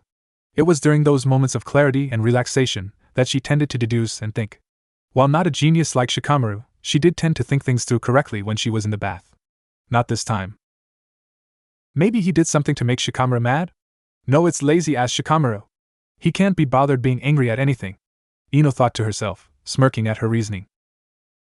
If not that, ugh. Ino shook her head, trying to divulge Naruto's past is impossible. That boy certainly is a mystery. Pushing it out of her head, Ino felt herself fully relax in the bath. In fact, she relaxed so much, she even forgot that she was thinking about the blonde boy in the first place. Feeling clean and relaxed, the girl stepped out of the bath. The sudden cold that her body felt made her rush to get to the towel and dry off. I am so glad that she didn't get picked to be put with him. Hokage-sama must have listened, Ino's mother whispered before she got cut off by her husband. Shoo! The father quickly hissed, indicating that their daughter was on her way towards them. They wanted to keep her ignorant on the matter of the Kyuubi boy. After all, they didn't want to be killed. With forced smiles, the pair looked at Ino, who had just entered the kitchen where they had their discussion. Ino, truth be told, liked eavesdropping. It was a very bad habit, but being a ninja encouraged information gathering, and that sanctioned her indulgence. So she had naturally heard what they had been talking about. The thing Ino wanted to know was who they were talking about. That piqued her interest. Ino? Aren't you supposed to meet up with Hinata and Sakura for breakfast? Ino's mom questioned the young blonde. Her hands were on her hips, and the look was a mix of amusement and anxiety. How much did she hear? Ino's mother had thought to herself. It was then that Ino's eyes widened at the sudden realization that she did make an arrangement to eat with Hinata and Sakura at Ichiraku's. With hurried steps, Ino rushed past them, and out the front door with a shout, "Thanks, Mom." So? Where is Sasuke? Ino asked her friends when they met up. Well, after that whole incident with Ami, we couldn't catch up with her to talk to her about it, Sakura said, sympathetically remembering what happened to Sasuke's clan. That was very unfortunate. Hinata whispered with just enough volume that only the two of her friends could hear. Neither of them knew the specifics of what had happened that night, and none of them could really imagine how anybody could have killed one of the best ninja clans in the village in one night. They couldn't think of a single person with that amount of power, not even the Hokage. That was the scary part. Ino hated prolonged silence. It usually didn't mean anything good. So when the dialogue stopped, she quickly thought of other things to discuss. Wasn't Naruto acting strangely? Ino said, remembering the blonde's behavior at the graduation. Talking about Naruto wasn't well received anywhere, and Ino expected some strange looks. She wasn't disappointed. The looks the two of them gave her were to be expected, but it was the looks from the other villagers that were the shock. All of the looks were mystifying to the blonde. How could they make such a look? The looks were unanimously filled with hate, or something along those lines. Naruto? Why would you talk about him? Did you go rouge on us now, Ino? Sakura, with a look of gross wonderment on her face, remarked before looking at Hinata and quickly apologizing. Not funny, Sakura. It's just that he has been acting strangely. It was then that the group had glimpsed Sasuke walking down the road. Sasuke! Over here! Ino shouted, getting the Uchiha's attention. It was very lucky. They were about to talk about something that Sasuke might know more about, seeing as she was Naruto's newly established teammate. When Sasuke walked up to Ino, the blonde smiled. Good timing. We're just about to head to Ichiraku's. Wanna come along? Ino asked, hoping she would say yes. She continued to smile at the Uchiha, who hadn't replied immediately. To Ino, Sasuke was something else. She always had to think hard before ever accepting anything. When she first became friends with her, it was a bit strange. Now, though, she thought nothing of it. When Sasuke finally nodded her head and replied to her, Ino walked with the rest of them to Ichiraku's. So? Our team assignments were awesome, Ino said to the group excitedly. Sitting down, she looked at Sasuke with a guilty expression. I mean, at least you weren't stuck with Kiba. When seeing Sasuke agree, Ino breathed a sigh of relief. Yeah, but I stand by what I said earlier. I would have preferred it better if I had at least one of you on my team. One bowl of ramen, please, Sasuke replied, looking at the menu. The three girls looked at Sasuke as she had just dropped the bombshell. A mission? With Naruto and Shikamaru? Now that made Ino curious. It was apparent that she had an overwhelming urge to know. She inherited this from both of her parents, and because of that, it seemed to be stronger in Ino than in both of them. The girls both looked at each other and with a puzzled expression, but then continued to talk about Naruto. So? Sakura, what do you think of his new outfit? Ino asked, wondering what the pinkette thought. I don't really know, it's Naruto, he's a mystery. That was the one thing all of the girls could admit about that boy. Naruto woke up gasping hard, sweat pouring down his brow and a slight confusion of where he was. Taking a few deep breaths, Naruto took in his surroundings and breathed a sigh of relief to see the familiar sight of his room. Calming himself down from the nightmare he just had, Naruto looked at the clock to see that it read 4 o'clock. He sighed in annoyance and made his way to the bathroom to shower. The steaming water released the tension in his muscles that his dream had caused. Was it a dream or is it a memory? It keeps occurring every night, since just before the graduation test. Did I really? Naruto shook his head. Now isn't the time to think about it. Hitaki's test is in less than an hour. I need to finish getting ready. Naruto turned the water off and quickly threw on his clothes before making breakfast, ignoring Kakashi's warning about throwing up. That jackass is going to be late again. Sasuke scowled as she looked at the watch she kept underneath her cuffs. Good. It just means I can sleep some more, Shikamaru said before laying down on where the 3 genin had gathered. Shikamaru, Sasuke called out to her teammate before the lazy Nara could doze off. What? Shikamaru asked, annoyed. What type of survival mission do you think he'll make us do? Sasuke asked. To be honest, I don't really like either of you, but if he's going to give us the time to set up, we might as well. Whatever he's going to throw at us, we need to be ready. This test is to eliminate us from the program, and I've worked damn hard to fail because of you too. Naruto's fist tightened. He also worked hard as well. He won't fail because of Sasuke. Man, you're too troublesome. If I had to guess, it could be us against him. A test to eliminate us, huh? Divide and conquer maybe? Probably something to make us work against each other, and save himself the trouble. Shikamaru yawned before rolling onto his side. Then again, it could be hike out to some remote wasteland and survive there for however long until he thinks we're worthy of being ninja. Then we should be ready for anything. If we want to be among the 9 that pass, we're going to have to put our differences aside. Whether we like it or not, we're a team and our lives will depend on each other later on. Sasuke looked both of her teammates in the eye. But can we even trust each other now? How do Naruto and I know you won't abandon us when it counts? You've always been out for yourself. Shikamaru knew this was a question that had to be asked no matter how troublesome it was. And the same goes for Naruto and me as well. We don't even know anything about each other besides the fact we all went to the academy. Both Naruto and Sasuke pondered the question, and doubts could be seen on their faces. And it was true that they really didn't know anything about each other. See? How can we trust our lives to one another if we don't even know who the others in this team are? Of course, there's a 70% failure rate. They set it up that way. If they don't need a team or a specific person, isn't it easier to just get rid of them? They only need 3 cells and they more than likely already know who's going to pass and who isn't. The real question is if we're one of those 3 cells who they want. And it all comes down to trust. The trust that we'll do whatever it takes to pass. Hell, we don't even know what our test is yet. How can we prepare for something we have no knowledge about? It's a part of being a ninja. Variables can change in an instant and throw months, even years of preparation into the shithole. It's all too troublesome. Shikamaru rolled over and sighed heavily. Then what do we do? Just wait for our ass of a sensei and hope we can do this survival mission that we've been given no prep for? Sasuke asked, annoyed at Shikamaru's lethargic attitude and Naruto's apathetic demeanor. I have an idea, Naruto spoke suddenly, giving the other 2 a bored expression. Kakashi walked lazily toward his charges and could feel the glares from across the field. He waved his hand apologetically before addressing them. Sorry I'm late. You see, a black cat crossed my path and I had to take the long way around. The Jounin rubbed the back of his head and pointed back the way he came. He heard the light coughing and mutterings of liar and yeah right.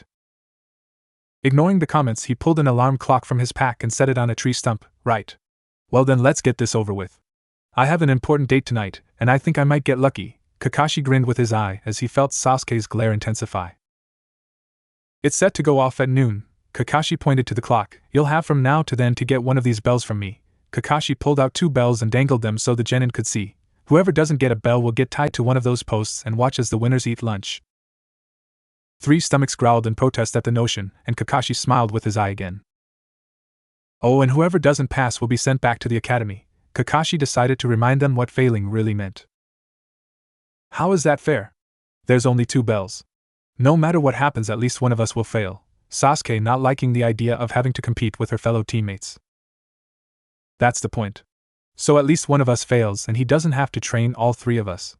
TCH, this test is way too troublesome. Shikamaru furrowed his brow, trying to think of a way to pass the test without having to fight Naruto or Sasuke. Very perceptive, Lazy-kun, Kakashi teased Shikamaru. The test will begin in 30 seconds. I have one final piece of advice for the 3 of you. All 3 genin looked at Kakashi intently. Unless you come at me with the intent to kill, you will all fail. Now begin. All 3 genin went off in separate directions. Kakashi stood still, easily sensing where each genin had gone. Not bad for genin, at least. They all separated themselves though while the test did just begin. I'll give them a little more time before I start the fun. Perhaps finishing the next chapter of Come Paradise will kill the time. The silver-haired man giggled to himself perversely before sensing the presence of one Naruto Uzumaki. Oh? You're the dead last of your group, right? You sure it's wise to take me on by yourself? Kakashi waved Naruto off, as a non-threat. Even if the reports were true and Naruto had killed Mizuki, the blonde still wasn't a match for himself. The difference between a jounin and genin was just too far. You shouldn't underestimate an opponent, sensei, Naruto prepared himself. He'd never actually fought a jounin before, but he'd sure as hell outrun them plenty of times. Besides, Sasuke and Shikamaru were still setting the plan up. That's cute, you think you need to lecture me? Well then, here's a lesson for you. Taijutsu, the art of hand-to-hand combat. Let's see how good you are, dead last. Kakashi knew he'd hit a soft spot at Naruto's flinch. He then reached for an item from his back pouch and pulled it out, surprising the two hidden genin and Naruto. Naruto just glared at the jounin. Why did you pull that out? Why? To find out what happens, of course. After all, you're nothing more than a nuisance, and my book is far more entertaining than anything you tried to do. Kakashi had begun reading and turning pages, not even looking at Naruto. Annoyed, Naruto charged in. Reaching a foot from plowing into the bored jounin, Naruto jumped and twisted his body to swing his right leg around, kick Kakashi in the head. Lazily, Kakashi blocked the kick with his free arm, keeping his eyes focused on the page he was reading. Before he fell, Naruto formed his index and middle fingers in a cross shape, Shadow Clone Jutsu. A puff of smoke appeared in front of Kakashi, who dropped backwards and avoided the fist aimed at his face. The jounin kicked his leg upwards, causing a surge of pain to go through the clone's stomach before it disappeared. Kakashi quickly got back on his feet and continued to read more. Naruto scowled before he pulled out two kunai knives. He threw one and smirked as Kakashi went to catch it before it could hit him. Just as the man was about to grab the thrown projectile, Kakashi found Naruto's kneecap in his face. Naruto had used the replacement jutsu to swap places with his thrown kunai. Not giving up his momentum, Naruto twisted his torso and kicked at the book in Kakashi's hand, causing it to fly out of his now loose grip.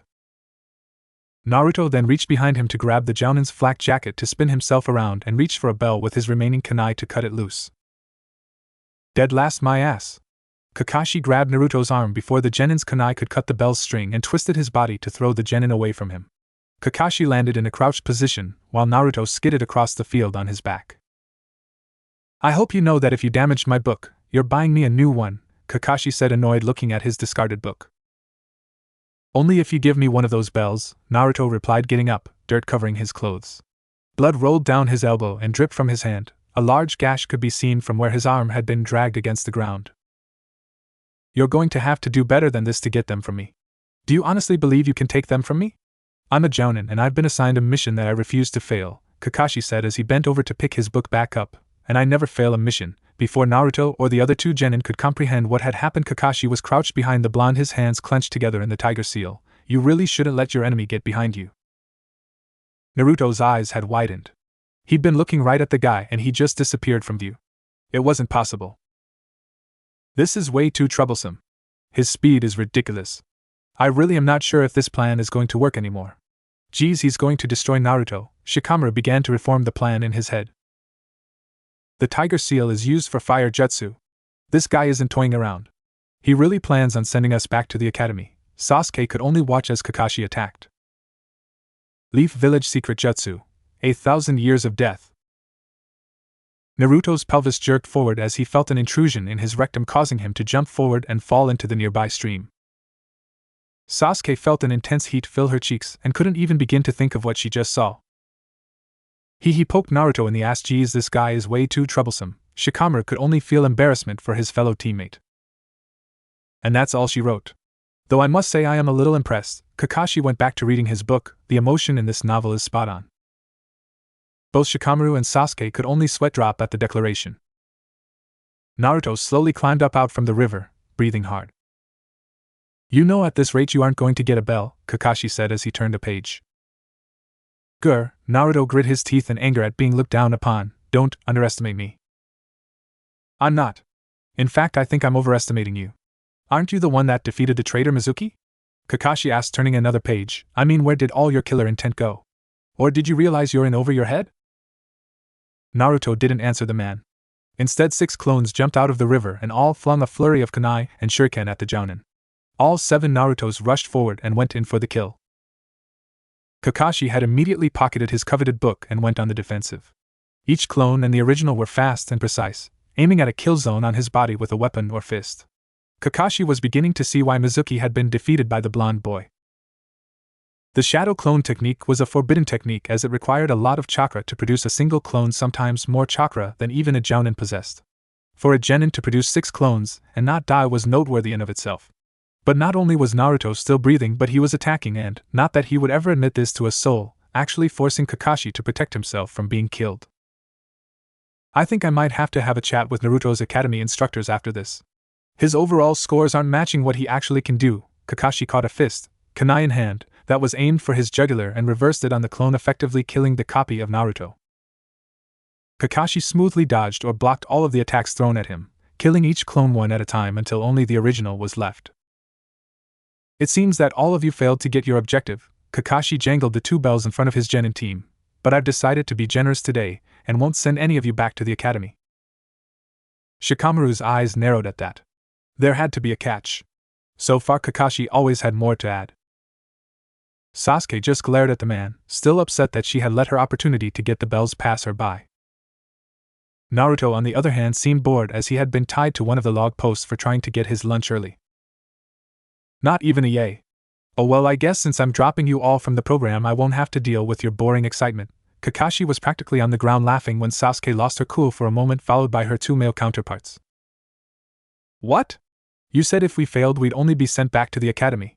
Sasuke yelled, you lying bastard. My such language from such a distinguished young lady. Did your parents forget to teach you manners when addressing those of higher rank? Kakashi knew he had pushed Sasuke's last button as she sprinted head-on toward him, fully ready to cleave his head right off.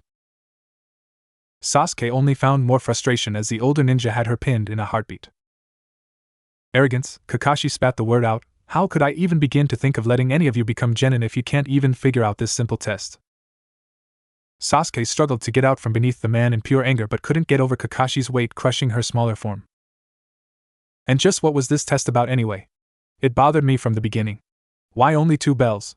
Why word everything you said to us the way you did? Why pit us against one another when this was supposed to be a team survival mission? The answer isn't hard, sensei. It's more or less a matter of having faith in your team to put themselves aside and help. Shikamaru had laid back and took to looking at the clouds. That's correct. This is a team exercise, and not only that but a passable team exercise. All you had to do was come at me together, and you might have been able to get the bells from me. Kakashi pushed on Sasuke's arm and dug the kunai she was still holding onto into the back of her neck. You saw Naruto fighting right in front of you and chose only to help when it was a convenience to you. Kakashi then looked at Naruto. Naruto. The boy was looking anywhere but at his sensei. You do everything on your own. Instead of trying to find your teammates and pull your strengths together, you chose to fight alone against an opponent that you couldn't hope to beat on your best of days. And you, Kakashi looked over at the Narayer, you didn't even try to do anything at all. You had figured out the test, and yet gave up before it even began. You want life to be easy and everything to be handed to you on a silver platter. I have news for you, nothing ever is. Shikamaru, I want you to kill Naruto or Sasuke dies. Kakashi decided to add a little flair for style and released a small amount of killing intent, effectively causing the 3 genin to go rigid. Do it. Now, Kakashi dug the kunai into Sasuke, who gave a yelp of pain as blood began to run down her neck. Shikamaru had sat up when Kakashi had given his order, and was now frozen. His eyes had moved slowly toward the bound Uzumaki, who was looking back at him. Silence had filled the training ground. After a minute, Kakashi let up on the ki and released Sasuke before getting up and walking over to the decorative stone that had been placed off to the side. That's what happens. Someone makes a mistake and the others are left with an impossible choice to make. Kakashi stared intently at the stone. So all we have to do is work as a team and we pass? It seems you were right, Shikamaru. Kakashi's world came crashing down on him as Sasuke spoke up. The jounin turned around and saw Sasuke cutting Naruto loose. Yeah. It's still troublesome though. I really was hoping one of you guys would get a bell by now, but I guess we were underestimating Sensei. Shikamaru shrugged in irritation before sighing. What do you think you're doing, Sasuke? Naruto is being punished for going against my rules. Perhaps you were hoping to join him? Besides, the test is over. You missed your chance to become genin. Kakashi was beginning to get annoyed with these kids. I have to say we figured this test out before you even showed up. I figured you would use the old divide and conquer routine, so we decided to play along to wear you down. Shikamaru then pointed to the clock as Sasuke spoke up. Taijutsu and ninjutsu aren't the only skills that ninja have, sensei. Genjutsu is something you should have learned to break out of in the academy. The smirk on Sasuke's face was driving Kakashi up a wall, but nothing could help the shock that shook his whole being as he saw the hands on the clock go from 12:15 back to 11:55. You said that if we wanted to pass we had to come at you with the intent to kill, right? Naruto finally spoke up as he rubbed where he had been bound at his wrists. Well then, prepare to die, sensei. Naruto and Sasuke suddenly poofed out of existence as a volley of kunai and shuriken came flying from where they had been before. Kakashi jumped out of the way only to feel an intense heat come flying towards him. Looking up, Kakashi saw a wall of fire engulfing the entire field. Fire style, Grand Fireball Jutsu. Water style, Typhoon Wall Jutsu. Kakashi had flashed through his hand signs as fast as he could and erected a wall of water in the nick of time. Shadow Possession Jutsu. Shikamaru called out his family's famed jutsu and ensnared Kakashi in place. Naruto, now's your chance. Naruto came flying toward Kakashi. Did you think for 1 second, sensei, that I was going to let myself fail? Naruto yelled at him. The red glint in Naruto's eyes had made Kakashi's hair stand on edge and his stomach drop, but he didn't know why. Kakashi knew he shouldn't feel this way when facing a genin recruit. He knew something off. For the briefest of seconds, Kakashi felt fear. Naruto's punch landed square center of Kakashi's stomach, causing some pain to Kakashi. Still trapped by Shikamaru's jutsu, the white-haired jonin could only watch as the team he viewed as failures, as not worth his time, succeed in his test, and in grabbing the bells. Still shocked, Kakashi looked at Naruto. The smile on Naruto's face was controlled and normal-looking, but it was hiding his true smile, one that truly displayed his emotions. I am not going to lose, not to anybody anymore. Boring. All of these missions are boring. Sasuke had about enough of catching cats, tending to the elderly, and taking care of gardens. She wanted a mission that will gauge her skills, and then she can finally see how far she had come and how much further she needed to go to defeat him. It was never about being better than everybody else, though that did feel great. No, it was about finding and killing him, her brother. It was with this mindset that when the trio went in to get their new mission, Sasuke immediately resolved to ask for a more challenging one. Hokage-sama, she paused, unsure of how to approach the situation. The third Hokage looked at her, his eyes filled with mild curiosity. Hokage-sama, she said it with more confidence this time, I request a more difficult mission. Sasuke looked at the Hokage, who, in turn, stared back at her and her team. His eyes slightly fogged as he recalled his students, or rather, a certain white-haired genin asking the same thing to him when he was the legendary Sennin Sensei. A smile curled on the old man's face as he reminisced about the past, but reality soon took precedence, and he addressed Sasuke.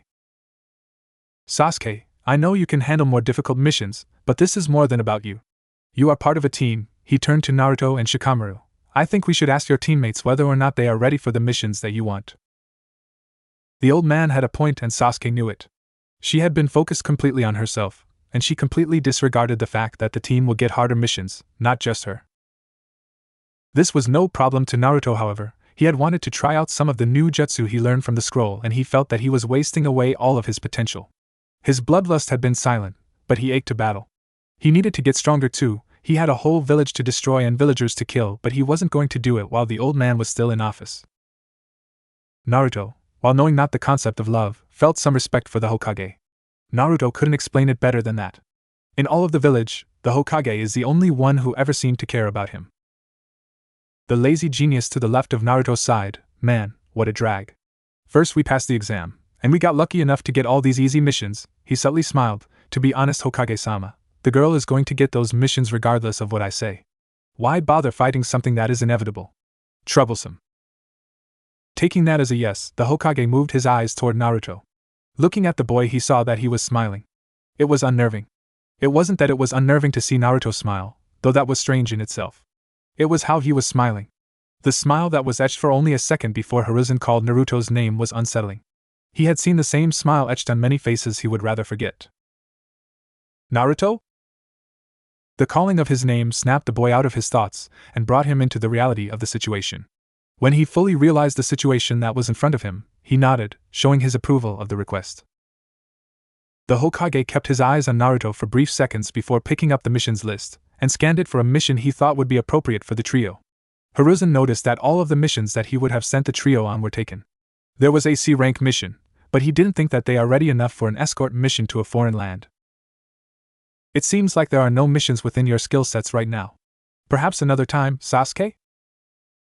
Naruto observed Sasuke frown and Shikamaru yawn before he heard the Ice Princess speak up. Can we take a mission outside of our skill set? She must really want a mission, the Hokage observed as he looked at the girl. Thinking for a minute, he looked at the list and eyed the C mission for a second. There is one mission available, but it would require you to do it with another genin team. Sasuke, Shikamaru and Naruto exchanged looks with each other, wondering if they should take the mission with this requirement. But the Hokage continued, the person who requested it can only pay for one team. There was a moment of silence before Sasuke spoke. We can do the mission for free. Naruto looked at the girl in faint wonderment. Was this girl really that desperate to go on this mission? The Hokage looked at the girl with a similar thought in his head. In fact, everyone, save for Sasuke, wondered practically the same thing about her. Shikamaru thought she might be insane. Now Sasuke, the Hokage started with a small smile, what did we just discuss? You can't make decisions like that without the consent of the team.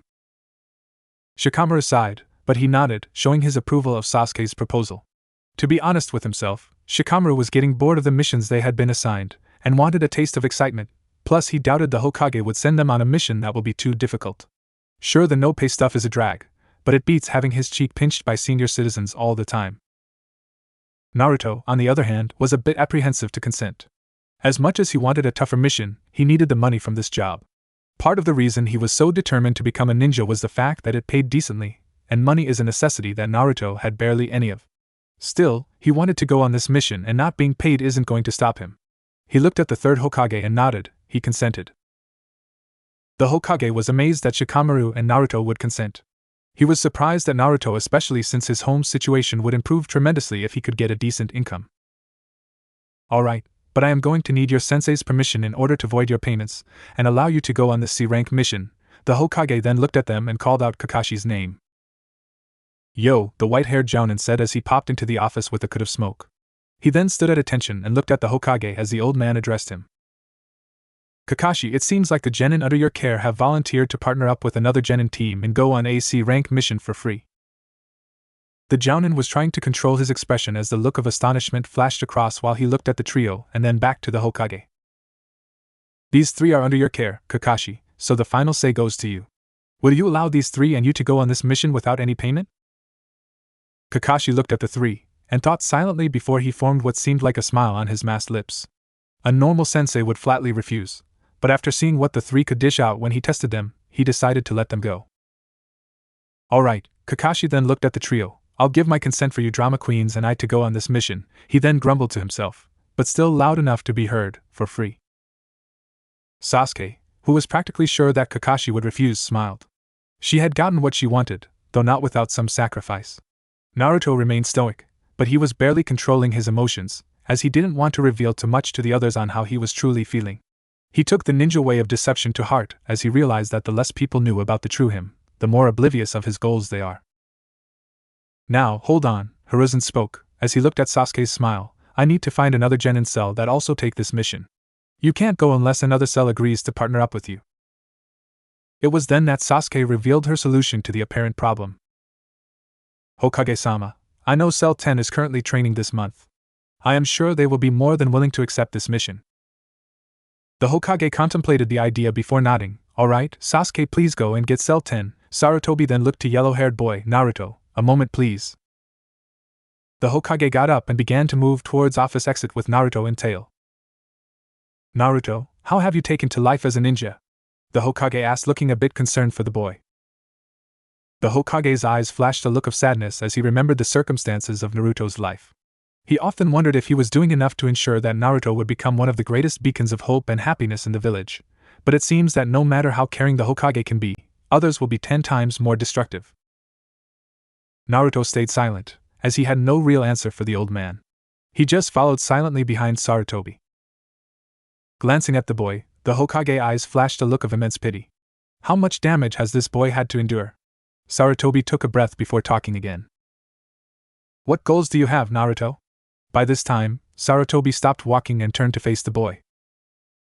Naruto's heart skipped a beat as he fought for control over his emotions.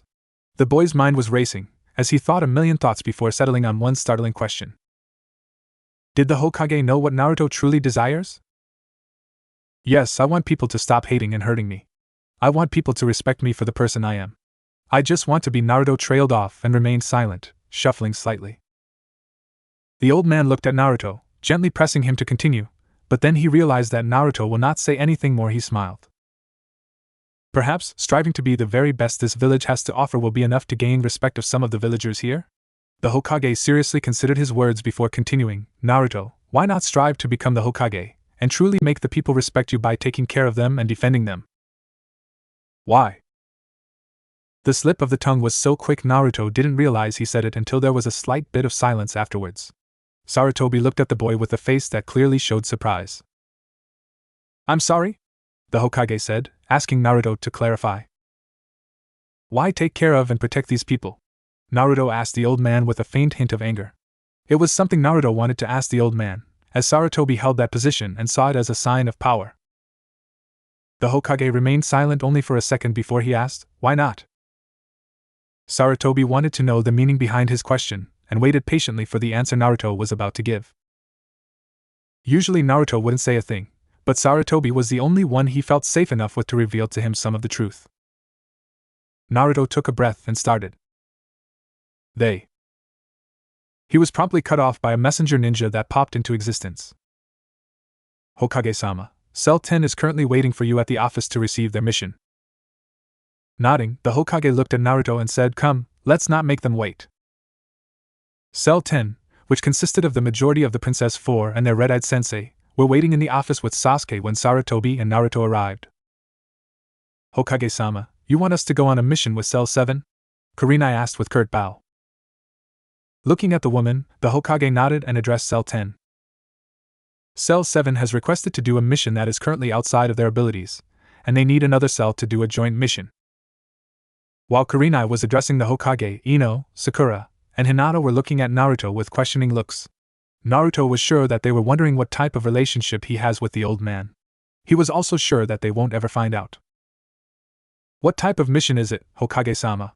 Kurenai asked Sarutobi in a professional manner. Clearly she knew how to respect authority properly, which was something Naruto had a hard time doing. It's a relatively easy escort mission, you shouldn't be expecting any trouble, but since Sasuke, Naruto and Shikamaru are newly instated genin, it is better doing a joint mission with another genin team. The Hokage answered Kurenai, but everybody heard it. Naruto was a bit disappointed at the fact that the Hokage is going to send them on a mission that fighting is not expected, but Sasuke was clearly disappointed more so as a deep frown etched itself onto her face. Sasuke was about to protest, but a quick look from her three friends persuaded her not to. Who are we escorting, if I may ask? Kurenai asked before scanning around the room for any unfamiliar face. Yeah. Is it a princess, or maybe a prince? Is it a merchant? A movie star? Ino started excitedly. She had expected this mission to be important. Why else would they need two genin teams? Smiling a bit, the Hokage answered while putting a pipe in his mouth, well, let's meet him now. Send in our guest. All eyes were focused on the door of the office and the feelings of anticipation were high. Ah shit, I am so wasted. A slurred voice came from behind the door as a man opened it. What? These kids are supposed to protect me? The mysterious man with dark gray hair said as he took a swig of sake he had in his hand. He then slightly staggered into the room as he eyed everybody. They were doing the same of him, and to everyone's, in particular Ino's, disappointment it turned out it was none of the choices that Ino wanted. Tazuna, the bridge builder, eyed everybody closely. Even when he was drunk, he was a good judge of character and of skill, and he plainly didn't see any in the children that were in front of him. This is what my money is good for. Paying kids to do a man's job? He said before he laid eyes on Kakashi, who was quietly reading Ika Ika Paradise in peace. At least tell me you have him on the payroll, he said to the Hokage, pointing to the masked ninja. I'm Sasuke, the black-haired girl said as she bravely chose to address the disheveled and slightly annoying man. I'm Sakura, following suit, introduced herself. I'm Ino, the blonde did the same. Hinata, the Hyuga heiress said shyly as her eyes were still looking in the direction of the blonde-haired boy. Naruto answered, as calm and collected as he could be. Shikamaru, the lazy genius, told the man. Yeah? Tazuna said, looking at the group of 6, and I am drunk and disappointed. He then turned to Kakashi. How much do I owe you? Kakashi then shook his head and pointed at Kurenai while saying, It's her you should be paying. I am offering my and my team's services for free. Tazuna then eyed Kurenai for a minute before smiling. Well, here you go, babe. He handed her the money he owed for the mission and then turned to the 6 genin that were looking at him. I'll give you 2 hours to prepare before I head out. Get your gear and eat your mommy's home-cooked dinner, and get your asses to the gate by then. Tazuna then opened the door and left the room in a stunned silence. Naruto finished his 3rd bowl of miso ramen at Ichiraku's before he even thought about the mission. He supposed that he didn't need to really bring Kid along, but the fox was really looking forward to stretching his legs and running freely. Naruto smiled at the thought of Kid running freely and happily in fields and yipping happily at the blonde master who, through no fault of his own, forced Kid to live a sedentary lifestyle. A fox shouldn't be constrained to an apartment room. Give me another bowl, please, Naruto asked Ayam as he reached out for the money to pay for the day. Naruto, you know that you don't have to pay. Your money is spread thin as it is, with paying for your ninja gear and other stuff. My father would kill me if he knew that I was accepting your money, Ayam said, putting the bowl down in front of Naruto before waving away the money he held in front of her. Naruto shook his head and dropped the money right on the counter before beginning to eat his 4th bowl today. Truth be told, Naruto didn't want to be treated like a charity case. It always made him feel like he had to pay the person back for treating him nicely. Feeling good after the ramen, Naruto got up to leave, but Ayam stopped him and put another bowl in front of him. I heard you finally got an escort mission, Naruto. Here, have a 5th bowl on the house. Naruto had a slightly suspicious thought that she had poisoned the bowl, but then he remembered that Ayam and her father had been nice to him ever since they saw him in an alleyway nearly starving to death from the time he tried to live on the streets. Though he was smart enough to know that he couldn't trust the two, as they only are nice to him out of pity and not goodwill, he couldn't help but think that without them, he might have run away from the village and got himself killed already. But that wouldn't really be a bad thing for Naruto, who had tried to kill himself multiple times and failed. Never refusing a meal, Naruto sat back down and began to chow down while Ayam watched the boy. To her, he was kind of like the brother she never had. He helped her master the art of making ramen by being her ever-willing taste tester. Remembering him eating everything she put in front of him put a disturbing thought into her head. How much had Naruto been starved to eat everything that was put in front of him like that? It seemed unreal that the villagers would treat the boy with the coldness that they dole out to him. Every time Naruto would come to eat here, the people would immediately leave, sometimes even leaving the bowls of steamy ramen on the counter. It was no secret what Naruto was claimed to be. Regardless of the law that the 3rd Hokage passed, the rumors still spread and it even reached her ears. She was not ignorant of the fact that he was the 9-tailed fox. Yet, this didn't make her hate Naruto, but pity him more because she knew that Naruto didn't know why the villagers hated him and didn't know why he had no parents. The sound of the ramen bowl hitting the counter woke Ayam out of her thoughts as she saw a satisfied look on Naruto's face. She smiled. It was a rarity to see any positive emotion on that boy's face, and it was really good for her to know that he liked her cooking. Hey Naruto, Ayam began, trying to get Naruto's attention. Be careful, okay? I don't want to lose my favorite customer. Naruto looked at her strangely before slowly nodding. He didn't really understand what he had to be careful about, seeing as it is just an escort mission, but he knew that she wanted him to agree and say that he will. Naruto wasn't that much of a cold and heartless bastard that he would ignore her request. After the exchange between the two, Naruto left to go to his apartment. He needed to get ready for the mission, regardless of how easy it will be. The Hyuga heiress was nervous and pleasantly happy when she found out she was going to go on a mission with her crush. True, she had never gotten the guts to confess to him, or even to talk to him comprehensively, but nevertheless, she couldn't control the feeling of butterflies in her stomach. She had 2 hours to prepare for any possible situation that she might get into with him, and she didn't know what exactly to take. Her frantic thoughts were dispelled when the door to her room slid open and Hayashi stepped into the room. Hinata, you wanted to speak to me? Hinata looked at her father and answered timidly, as she was afraid of how this discussion might go. Yes, Ota-san. I just received a C rank emission. I'll be leaving in 2 hours. When are you expected to come back? Hinata fiddled with her fingers, trying to form the right sequence of words, about 2 weeks. Hayashi's eyes filled with disgust at his daughter's meekness, and his voice became cold. Do not humiliate the clan. You may not be a proper Hyuga, but even a failure such as you should be able to complete a C rank mission. With that stinging statement, the head of the Hyuga clan departed from her room, leaving a saddened Hinata sitting there, contemplating how much of a disappointment she is to her father. She always strived to impress him, to get him to respect her as a future leader of the clan, but no matter how hard she tried, her frail frame and timid attitude failed to find acceptance in his eyes. In a weird way, she envied the boy she had a crush on, because she often wondered what it would be like to not have parents that treated her like dirt. Sometimes she would pray to whatever deity or spiritual being out there to get rid of her father, and give her the resolve she needed to face the boy she had fantasized about ever since he saved her from several bullies when they were children. Hinata knew better than to think that someday that wish would become a reality purely out of magic. In times of great sadness, Hinata would often wonder what Naruto would do. She saw the two as kindred spirits, both thought of as failures. Both hated by the people they strived to impress. To be honest with herself, it was one of the reasons she was attracted to him. He was like her. Every time he would face hardships, she liked to be there, and see him overcome whatever came his way. She often dreamed of doing the same herself, and being by his side the next time he needed to overcome something that came in his way. She saw this mission as a mere stepping stone to close the gap between the boy she loved and herself. It was more than just a C-rank mission, it was a mission of proving herself to Naruto as well as to herself. With that thought in mind, she resolved for what seems like the 1000th time to be braver and more bold than she currently was. She knew that it might be a useless endeavor, but she had the very naive hope that, with love, everything was possible. Naruto was packed and ready early. He didn't own much, and he had no real attachment to anything he owned. He could do without his frog wallet that Ayame and her dad gave her, as well as the tattered comic books he managed to fish out of the trash. Kid was happily yipping while Naruto began to leave the apartment room. If there was anything Naruto really loved, it was the fox. He could let the world burn without batting an eyelash, but if the fox left him, or had gotten hurt, he would rip the person who did it anew, as well as holes in other places. "You ready to go?" Naruto asked the black pup as he fished out his keys from his pocket and locked the door behind the animal. Kid yipped at him with impatience as he rushed towards the street in the direction of the main gate of the village. "Hey, slow down!" Naruto yelled at the black blur as he ran after his pet. Panting, Naruto finally caught up with the fox at the gate, and he saw that Sasuke, Hinata, Ino, Sakura and Kurenai were waiting for him and the rest of the members of the mission.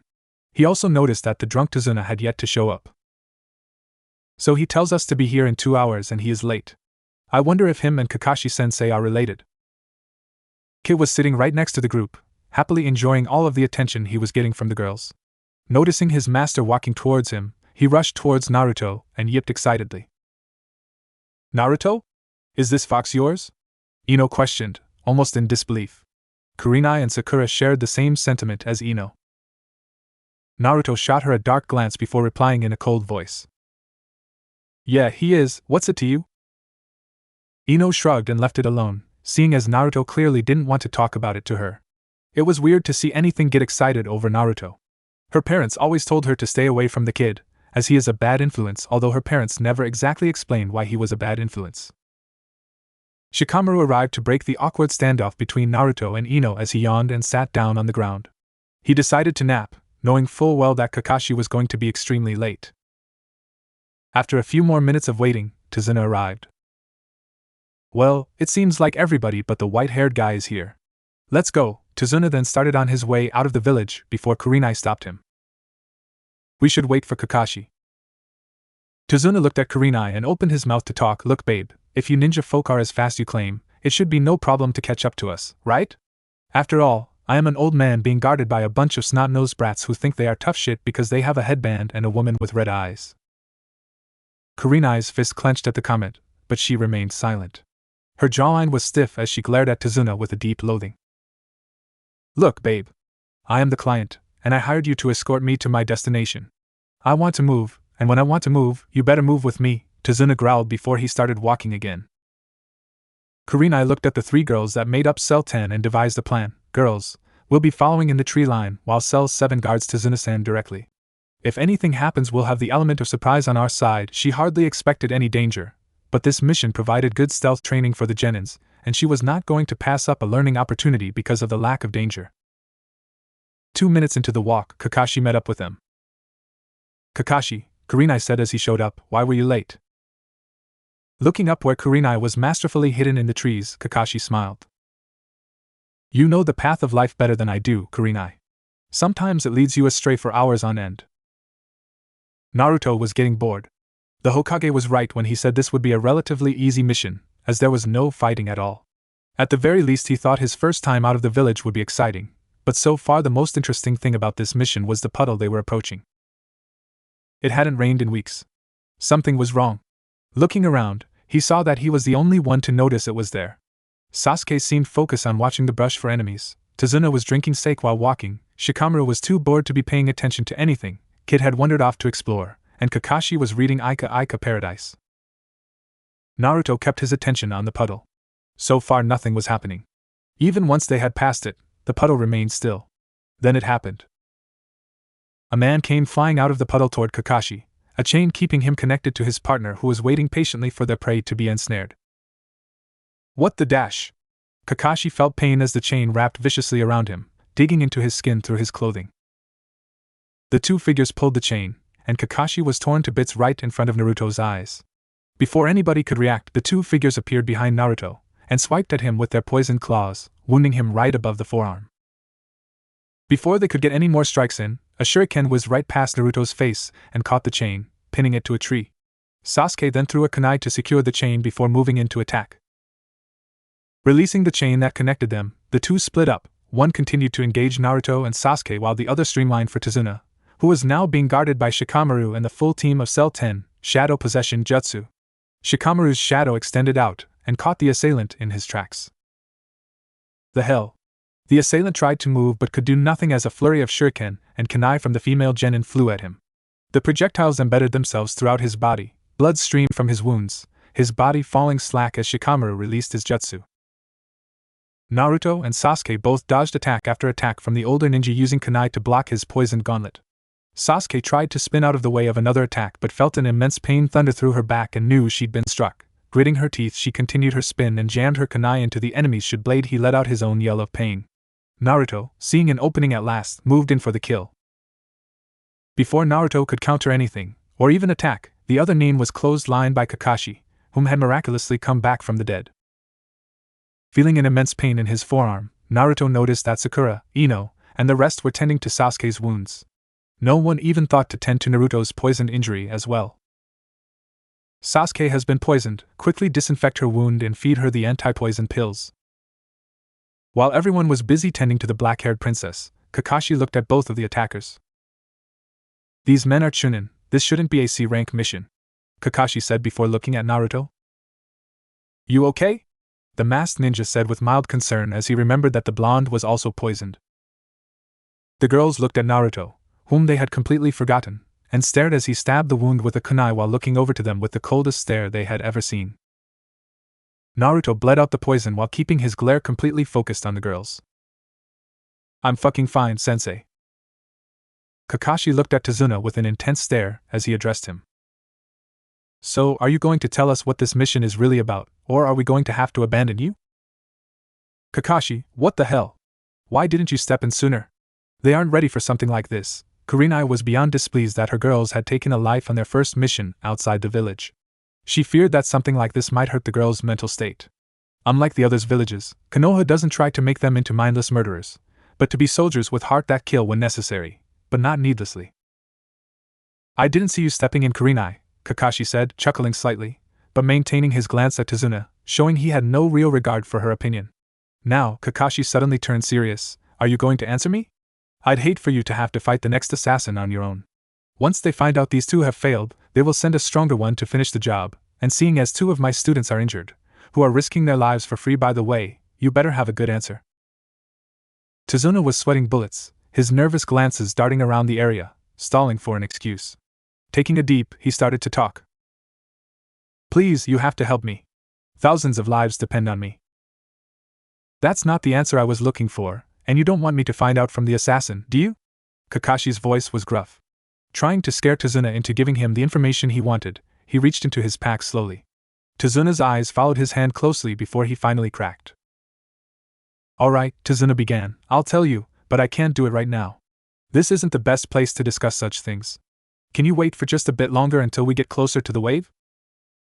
With a smile on his masked face, Kakashi pulled out his favorite read, Ika Ika Paradise, and he began to flip to the page he left off at. Alright, we will continue to escort you until then, Kakashi said, his voice laden with smugness as he had gotten one over on Tazuna.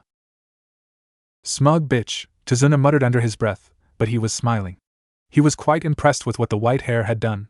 The bridge builder then noticed that the assassin that Kakashi had captured was starting to wake up. He is awake, Kakashi said as he approached the Chunin. Meizu's eyes fluttered open as he became aware of his surroundings. Blurry at first, his eyesight began to focus on the masked man that was in his field of vision. Well, Chunin, Kakashi said, looking into his face as he stood right in front of him. Do you mind telling me who your contractor was? He smiled at the ninja, and kept a happy facade. Before the Meizu could do anything or even say anything, Kakashi spoke up again. You know, if you don't tell me, I might just kill you, Kakashi said, bending down right in front of him, smiling. Meizu tried to move his body, but he couldn't find the energy to do anything. Sorry, but being a jounin, I think I know a thing or two about how to drain the energy from my opponents. Naruto watched with faint amazement. He had always thought Kakashi a washed-up ninja who couldn't teach to save his life, but Kakashi was now showing his strength. Naruto wanted that power. It was a useful skill, and Naruto was very keen on learning it. He might have an actual reason to keep Kakashi around besides keeping up appearances. I ain't telling you nothing, the Chunin said, fearful of the masked ninja. Are you sure? Think of how much pain I will put you through if you don't tell me. Are you completely sure you want to live through that? Kakashi looked at Meizu, and his look softened. You know, I will pay you double what your employer is paying you. This man, Kakashi pointed to Tazuna, is very rich, and he can afford it. How else do you think he got 2 teams? I'll even let your brother go. What Tazuna was starting to say, but a look from Kakashi told him to be silent. Hearing nothing from the Chunin, Kakashi sighed and began to reach into his kunai pouch. Sorry it had to be this way, but you know how the life of a ninja is. Kakashi brought the kunai towards Meizu's face and looked deep into his eyes. He touched the fine edge on Meizu's neck, and held it there for a second before he began to. Stop. Alright, I'll tell you. Meizu was sweating, but his voice was the true indicator of his fear. There we go. Now tell us who your employer is, Kakashi said, removing the kunai from Meizu's neck. Okay, just please don't kill me. His name is Jie Dash. Meizu's words were interrupted by the sound of kunai being thrown. Meizu went limp as the kunai hit his neck, and he slumped onto the ground. For what seemed like minutes, there was no movement, only the stunned faces of the genin that had observed the event. Sasuke got into a defensive stance, her eyes focused towards the direction of where the kunai was thrown. Whoever is gone, Kakashi said as he looked up from the body. Probably killed this one to ensure that we would remain in the dark as much as possible. Kakashi walked over to the other dead brother and examined him closely. He then proceeded to search the body for anything that might help with finding out more about who they worked with. Kakashi's eyes remained on the body as he addressed the girls. Congratulations, you just killed somebody. The silence after the statement was dense. Ino, Sakura, and Hinata couldn't believe that they had just taken a life. They stood in stunned silence while Kakashi was looking at them. Bud, Ino began, stuttering nervously as she stared at the corpse of the Chunin. We couldn't, we oh my gee, we didn't mean to. This isn't a game. This is life or death. He isn't going to get back up just because you feel bad. You'll have to live with the fact that you ended a life. His hopes and dreams are over because of you. And you'll be expected to do it again and again in name of country of village. You wanted to be ninja and this is being ninja. Killing and being killed. That's what you wanted to be. Killers. Kakashi. Kurenai was appalled at the way the jounin was acting. They are just children. As soon as they put on that headband, Kurenai, they stopped being children. You should know better, Kakashi said. Finding nothing on the Chunin that was of use, he stood up. Oh, and Kurenai, the reason why I chose not to step in the fight earlier was because I needed to know if the ninja that attacked us were after Tazuna or not. We should probably head out. We don't want any more trouble than we can handle right now, Kakashi spoke while beginning to walk onwards. Girls, get back in formation. Wanting to take their minds off of killing, Kurenai added, watch out for anything out of the ordinary. If you do see anything, give the signal. Breaking eye contact with the body, the girls exchanged looks with each other, but they took their positions in the trees, leaving Kakashi, Naruto, Shikamaru, Tazuna, and Sasuke the only ones traveling on the road. Ito Akihiro flitted through the trees with immense speed. He was getting back to his employer to inform him of the demon brother's fate. In his mind, Akihiro was coming up with a story to tell Gato. He didn't see the need to tell Gato the truth about what had really went down, as all he needed to know was that the two had been killed, but there was a person who needed to know. After several minutes of non-stop traveling, the Merc arrived at his destination. Gato's complex was very easy to spot in the land of waves as it was the only building that looked like it was in good condition. It was a towering structure with Gato's company logo on it, Gato Company. Akihiro entered through the back door and went through the rooms before being stopped by one of Gato's personal bodyguards, Waraji. The sword-wielding bodyguard stopped the Merc. State your business. Oh, come on, man. You know exactly why I am here. I can't believe you have to stop me every time I come in. Akihiro grumbled he hated this security shit. Humph, the bodyguard snorted, clearly amused that he annoyed the Merc so much. You know the rules, and nobody gets in unless I hear a good reason. You are giving me a good reason to kick your ass right now, Akihiro retorted smugly, very proud at his remark. I am here to report the fate of the demon brothers as well as give him intel on who is guarding the old man. What did you say? Basta Waraji started, but he was cut off by Gato's voice. Let him in. The ninja looked at the samurai smugly while walking past him. Akihiro loved getting one over on that son of a bitch. There was some history and bad blood between the two when Akihiro was young. Shutting the door, the brown-haired Merc looked at Gato. The man called Gato was shorter than most, but he gave off a feeling of power. That power is not to be confused with strength, as Gato wasn't strong or at least not strong by himself. He gave off influence, and he had a deadly charisma that put fear into people. Well, what happened? Gato asked, sitting in a chair. His hands were together, and the fingers were connected.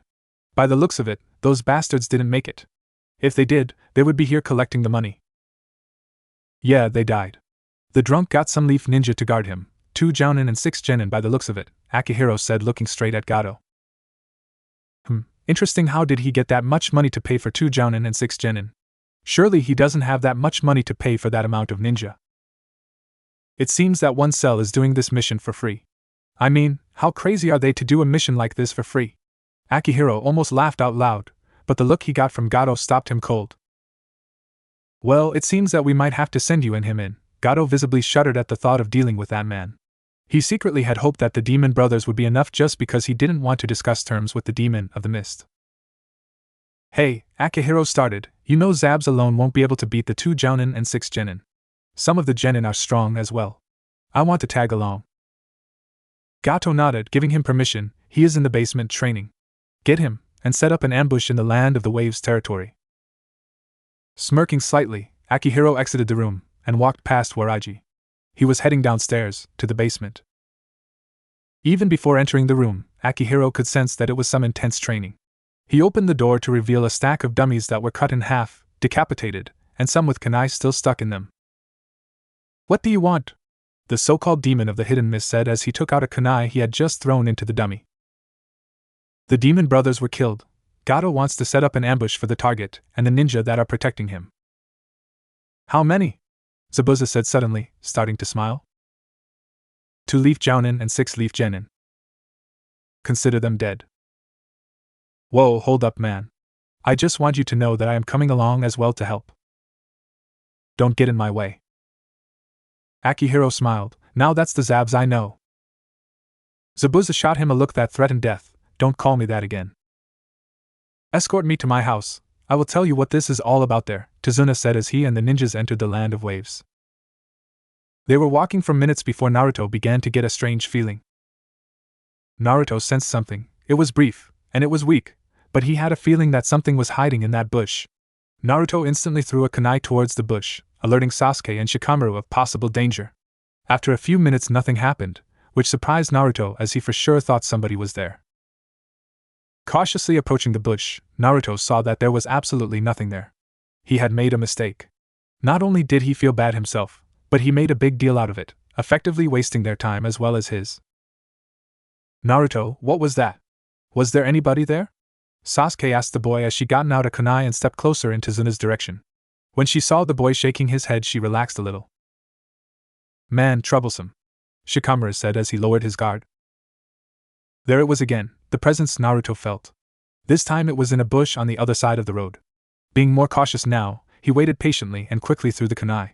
This time it hit something, as there was the sound of bushes rustling and a sudden stop. The team was prepared for any possible ninja attack, but what Naruto pulled out was no such thing. It was a white rabbit. Naruto had hit it with a kunai, and the white coat was now tainted with blood. A sudden yip escaped from Kit, who had returned quickly to see what the commotion was about. Naruto had no idea what to do, as he had no experience with dying animals. He looked to Sasuke. Naruto, there is nothing we can do, Kakashi said, stopping to look at the boy. Get the kunai and continue on dash. The masked jounin noticed something strange about the rabbit. It had white fur. Rabbits only grow white fur in the winter, but it's not winter. This rabbit is domestic. If this rabbit is domestic, what is it doing here? Kakashi thought for a moment before his eyes widened. Could it be a sub-dash? Get down! Kakashi yelled suddenly, realizing what the rabbit entailed for the group. It was not a moment too soon. As soon as Kakashi had said that, a huge sword spun above them through the air and embedded itself in a tree in front of Kakashi. Good reflexes, but that is to be expected when you are facing one of the best ninja of the leaf, Kakashi of the Sharingan. Sharingan? The three genin thought. Sasuke looked at Kakashi with suspicious eyes. Only a select few of the Uchiha clan possessed that bloodline. Could he be? The raven-haired princess thought, her eyes still focused on her sensei. A figure appeared, standing on the hilt of the huge sword. The figure was of one Zabuza Momochi. His back was facing the team, and he was looking over his shoulder at Kakashi. Kakashi tensed. He knew this man. Zabuza was the monster of the hidden mist. He was raised to kill anybody, even his own classmates. Zabuza. The demon of the hidden mist surveyed the team and found that there were 3 genin.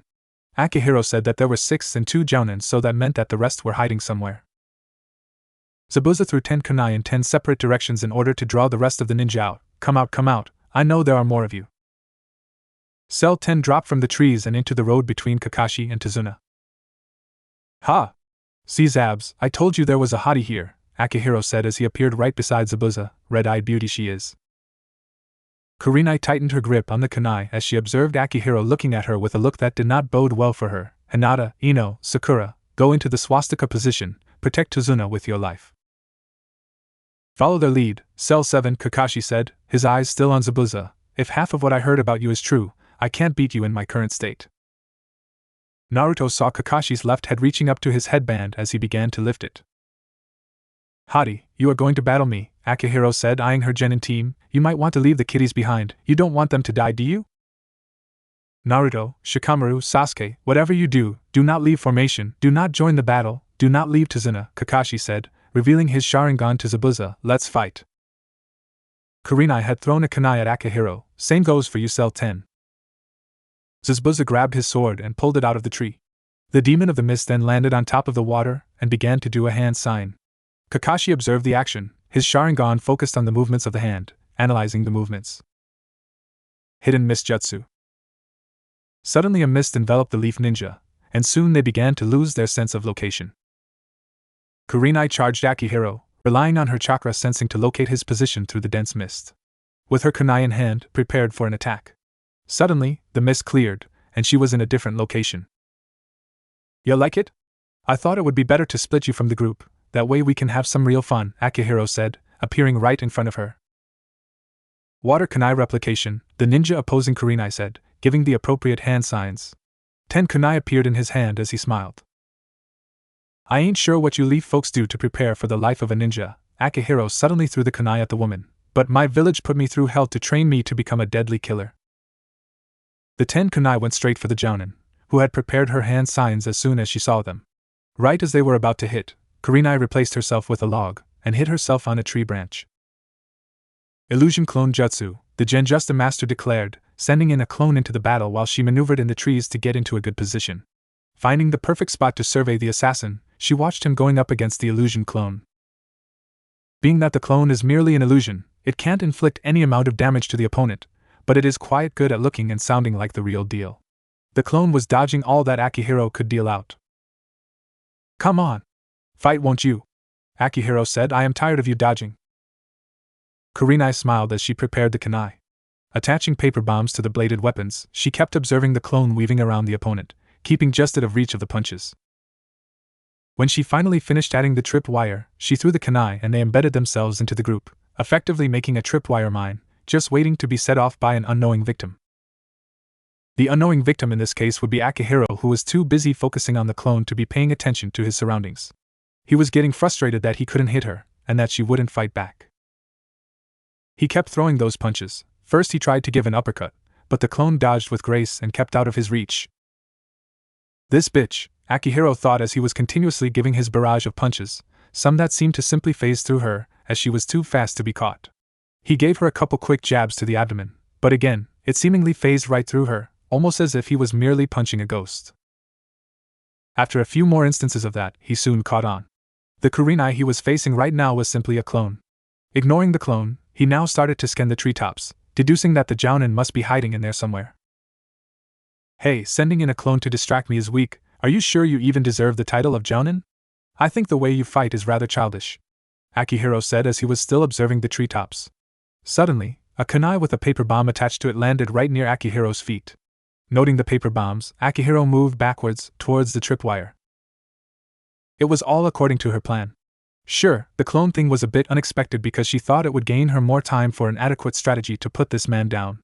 Seeing that time dissipate as the assassin saw through her clone, she threw the kunai in order to draw him towards the tripwire to seal his fate. She waited patiently as Akihiro's left foot caught the wire and broke it, setting off the paper bombs. The explosion left nothing but a burned patch of grass. Kurenai thought this was strange, seeing as the explosion was nowhere near enough to completely disintegrate the body. Nice try, but the only thing you managed to defeat was my water clone that I created while we were still in the mist, a familiar voice said as Kurenai felt the sting of a kunai piercing her back. Almost on instinct, Kurenai shifted her body and moved her legs to kick him away. The action succeeded as Akihiro flung back, stunned that the Jounin pulled off an attack when injured. A smile appeared on Akihiro's face nonetheless, seeing as he had stabbed her with a kunai coated with a special poison that slowly depleted chakra. Without proper treatment, she would be dead in 12 hours. That didn't stop Kurenai from throwing her last couple kunai at the assassin. Immediately after throwing the kunai, she began to perform a series of hand signs. Genjutsu, trees of a million sufferings. Akihiro felt trees suddenly envelope him as his eyes lingered on Kurenai's smug expression. As soon as he felt it, he knew it was over for him. The tree branches turned into spears as they impaled Akihiro in various places. He felt like his body was constantly being stripped of skin as twigs, stubs and full-size branches pierced his body. Akihiro wanted to scream, but a branch had shoved itself in his mouth and burst through the back of his throat. He remained completely silent while the illusion master approached him. Kurenai picked up a discarded kunai and approached the victim of her genjutsu. He was completely rigid, his mouth hanging open to sound out a silent scream. His eyes followed her, as he was conscious of her movements, but he couldn't do anything about it. He was bound in her web of illusion, and he had wasted all of his energy fighting a clone. The red-eyed Jounin was breathing heavy as she stumbled up to Akihiro. Her back injury paining her greatly, she raised the kunai slowly. I am sorry, but you must die, Kurenai said as she prepared to end his life. Wait, please, Akihiro started, mustering enough energy to talk, but barely whispering, I don't want to die, please. The begging words did nothing for him as Kurenai had resolved to kill him, even if it costs her own life. Please, he said desperately, I'll tell you everything. Please, spare me. I don't want to die. There is nothing you can say that will ever spare your life, Kurenai said as she pressed the kunai against his neck. I don't want to donkey dash. In one brief, fluid motion, it was over. The begging stopped, and Kurenai had won. Kurenai turned on her heel and made her way back to the others. Each step was more difficult to take than the last, the stinging in her back spreading. Her eyes widened in recognition. Poison. That damn! Knowing she didn't have much time, Kurenai pushed on to the others in time to see a masked nin disappear with the body of Zabuza limp, dead, in his grasp. Kakashi looked worse for wear but was fine overall. Swinging her ruby eyes to the genin, she saw that Hiteen was still in one piece, guarding Tazuna still. Kakashi's genin looked rough up and exhausted. What happened, Kakashi? Hunter Nin, Kurenai nodded her head in understanding. And the genin? They're fine. A few close calls, but they proved themselves today. All of them. Kurenai couldn't help but notice Kakashi's nod at the blonde genin who had separated himself from the others, holding his headband in his hands before he retied it to his forehead. Kurenai clutched at her heart as she fell to her knees, her 3 genin rushing to her side. Sensei! All 3 of them screamed at the same time, Kurenai's back wound finally revealed to the group. Kakashi was beside her in a flash and quickly inspected her injury and glared poisoned. We'll have to move fast. Cell 7 form up on Tazuna. We're moving out now. Foregoing the shadowing plan, Cell 10 walked in formation around Tazuna. Kurenai, nearly unconscious, was leaning on Kakashi, who was in front of Tazuna. Tazuna's house came into sight as Naruto gazed ahead in the distance. The two-story cottage-themed house looked pretty normal to Naruto. He had seen similar types of houses on the outskirts of Konoha when he went wandering around the village, bored out of his mind. A very pleasing smell filled the air as soon as they got closer to the house, and a couple of stomachs ached to find out exactly what was tempting them so badly. My daughter must be cooking her best dish, Tazuna said with a smiling look. While he had his trusty bottle of sake in hand, he had been dulling the hunger he had. Now that he was completely out of the liquid courage, his stomach rumbled for the amazing cuisine that his daughter was preparing in his home. The bridge builder turned towards the ninja escort team and said, "My daughter is the sweetest thing on this planet. I am sure that she will be gracious enough to let you eat from my table. After all, you did save my ass." They walked up to the front door of the house. The smell was intoxicating. It filled the air around them with a pleasing aroma that multiplied as soon as Tazuna opened the door. "Princess, I'm H-." Suddenly, Tazuna received a frying pan to the face. "You stupid idiot! Do you want to die? Why'd you leave when you know that man is after Dash?" The feminine voice stopped in her tracks when she spotted the people that were accompanying her father. Tsunami bowed her head in embarrassment, as she showed a bit of pink on the skin. "I'm sorry, had I known they were there." "You wouldn't have tried to rearrange my face with the frying pan?" Tazuna said, a hint of annoyance in his voice. "Tsunami, these are the Konoha ninja that were escorting me back. With them, I was as safe as if you were guarding me. Right now, they are hungry." She looked at the group, and they looked at her. Stepping aside, she let them into her home. "Please come in." The rest entered, and Tsunami led Kakashi towards a spare bedroom where they can put Kurenai while she rested and was treated. Naruto lingered outside, always hesitating to step into unknown territory. The people of Konoha also let him into their homes sometimes. Often, he had to nurse the newly formed cuts that he received when he was in there. He learned to never let his guard down around people, even if they seemed like the most caring people. The world was filled with snakes that want to cause nothing but pain and suffering to those whom depend on them. Stepping through the doorway, he automatically glanced around cautiously. By this time, all of the chairs were placed out, and they barely managed to squeeze around the table. Naruto took his seat and looked at Tazuna, who was talking to Tsunami. The room soon filled with an appetizing aroma as the meal was placed out in front of them. On the plate in front of Naruto, there was some salmon cut up and seasoned with some spices that were native to the land of the waves and a nice hot broth of liquid that Naruto had never seen before. "Itadakimasu," everyone but Naruto said, as they dug in. Naruto hesitated. He didn't know what this food was. Since he was on a tight budget, he rarely ate anything that wasn't ramen. His eyes glanced around at the others, trying to figure out how to properly eat what was in front of him. He observed Ino dipping the salmon in the liquid and eating it. A satisfied face appeared on her face as soon as she started chewing. Naruto copied the action, and as soon as he put the fish in his mouth, he got a sudden taste of something sweet. He continued chewing and soon found out that the sweetness didn't last long as the taste changed into salmon. However, Tsunami did not cook enough, so she had to go back into the kitchen and prepare something quick while the rest ate what she had planned to serve to herself and Inari. The blonde didn't mind. He was busy savoring the food that was in front of him. He cut up the salmon into tiny pieces and dipped them in the liquid. Enjoying each tiny morsel, he made what he had last. Soon after Naruto finished, Tsunami had brought out some bowls of rice. After all the eating was done, Tazuna cleared his throat and began to speak. "All right, I think I owe you an explanation." He nervously glanced at Kakashi. "I am in danger for trying to save the people from the clutches of a power-hungry and very deadly man named Gato. He runs a shipping company, but his business is a front for all of the illegal cargo he ships to organizations everywhere. Because the wave is such a small and isolated island, he set his eyes on taking it, and within a matter of months he completely decimated the country's economy." Tazuna was looking at the faces of the ninja while he told them the story of how Gato was sucking the life out of the country and using threats and dead bodies to get work for free. Sakura, Hinata, and Ino shared a look of horror. "Why is he after your life?" Kakashi questioned, his look focused on the old man. Tazuna took a deep breath and replied, "I am currently building a bridge that will connect us to the Fire Nation. If that bridge is complete, we will have absolutely no need for Gato or his company. I am in charge of the project, and if I get killed, I fear that the men that are helping me will lose their will to do so. Please, you have to protect me for just a bit longer until I can complete the bridge. It is nearly done, but I am not sure it will be complete without me. They won't do you any good. He will kill you just like he killed Dad.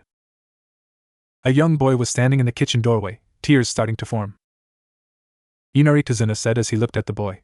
His eyes saddened at what he said. Please, Grandpa, don't go against that man. Please, I don't want to lose you like I lost my dad. He tried to go against him and he died. Oh, Inari, I can't give up. Besides, I won't die. Tazuna said, I have these wonderful ninja guarding me. Inari shook his head. He didn't believe Tazuna as he began to fully cry. They don't understand. They are from a powerful country, they don't understand what it is like to have nothing. They have a good Lee. Shut your damn mouth. Everyone turned their head to look at Naruto. What the hell are you thinking? Naino began, but she was coldly cut off by the blonde. You know nothing. His voice was cold. His eyes were filled with anger as he stared at the boy with the deepest loathing. You know nothing about me or anybody here. What gives you the damn right to say that about any one of us? Is it because you lost your precious daddy? Well, boo fucking who. At least you had a dad. Some people aren't that lucky. Some people have no family whatsoever. Some people had to live on their own from the very beginning, and at night, those people would often wonder where their parents were and why they weren't with them. Don't you fucking cry for your dad. You don't fucking know what it is to have nothing. How would you like living alone without anybody? How would you like being unloved and hated for something you never even did? How would you like being picked on by your peers just because their parents told them to stay away from you? Don't you dare act like you know what it is like to lose everything. Some people would kill to have your life, so be grateful and quit your bitching. Almost immediately, Naruto got up and stormed out of the house, slamming the door behind him, leaving the rest in a stunned silence. Kit, who had made himself comfortable in the corner of the kitchen, ran out after his master. The others were sitting still, not a single person moved. The only sound that could be heard was Inari trying to stop crying. Tazuna and Tsunami shared a look of confusion. I'm sorry for Naruto's outburst, Kakashi said, addressing the two. Naruto has had a hard life. He's had to grow up on his own. He's never had any friends and he often gets forgotten. After all that has happened to him, it's no surprise he would yell at your son. The girls shared a look of guilt. They just imagined how Naruto must have felt when their first instinct was to tend to Sasuke, and they totally overlooked the blonde. They remembered the look the blonde gave them while he cut the poison out of his system. The look was of anger, but it concealed the sadness that Naruto would never reveal to the girls. Are we just going to let him go? Sakura questioned her teammates. She only got weak looks from the two. Sasuke was bowing her head, both hands were balled into fists, as she replayed Naruto's outburst in her head over and over again. Hinata? Sakura said expectantly. The Hyuga looked over at Sakura nervously before twiddling her thumbs in anguish. She desperately wanted to go, but her insecurities held her back. I can't believe you guys, Sakura said, losing her patience as she got up and tried to find Naruto. Naruto, with hands in his pockets, walked down the streets of the village. He looked down at his feet, never tempting a look at the other people passing him by. Kit was right next to his master, cautiously looking at the passers-by for any clue as to what they might do to the blonde. The Jinchuriki felt angry. What Inari had said really set him off. He shouldn't have let it get to him, but it was just infuriating that a little kid was judging him when he didn't know anything. He had enough of it. He was constantly being neglected, rejected, and pushed around by whoever chose to fuck with him. While on his walk, Naruto surveyed the shops that lined the streets. Avoiding the people, he saw a weapons shop. Deciding that it might not be a bad idea for him to at least go in and look, he stepped into the shop and browsed the displays. Kunai adorned the room as Naruto saw many variants of the generic design. Some were relatively simple while others looked as ornate as can possibly be. His eyes trailed off towards some of the other displays and he looked. He wasn't looking for anything in particular, but he wanted to get his mind off of what happened back at Tazuna's house. His eyes scanned the room and they fell upon a sword of complete beauty. It was completely black, with a red hilt. Its beauty seemed to call Naruto, and it drew him. The store clerk looked at Naruto as his eyes were trained on the sword. Like a vulture ready to swoop onto a dead carcass, he approached the display with a smile.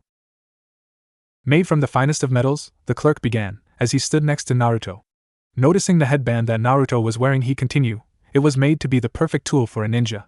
It has a threatening look with a thin and sleek design that will captivate your opponent before killing them. How much?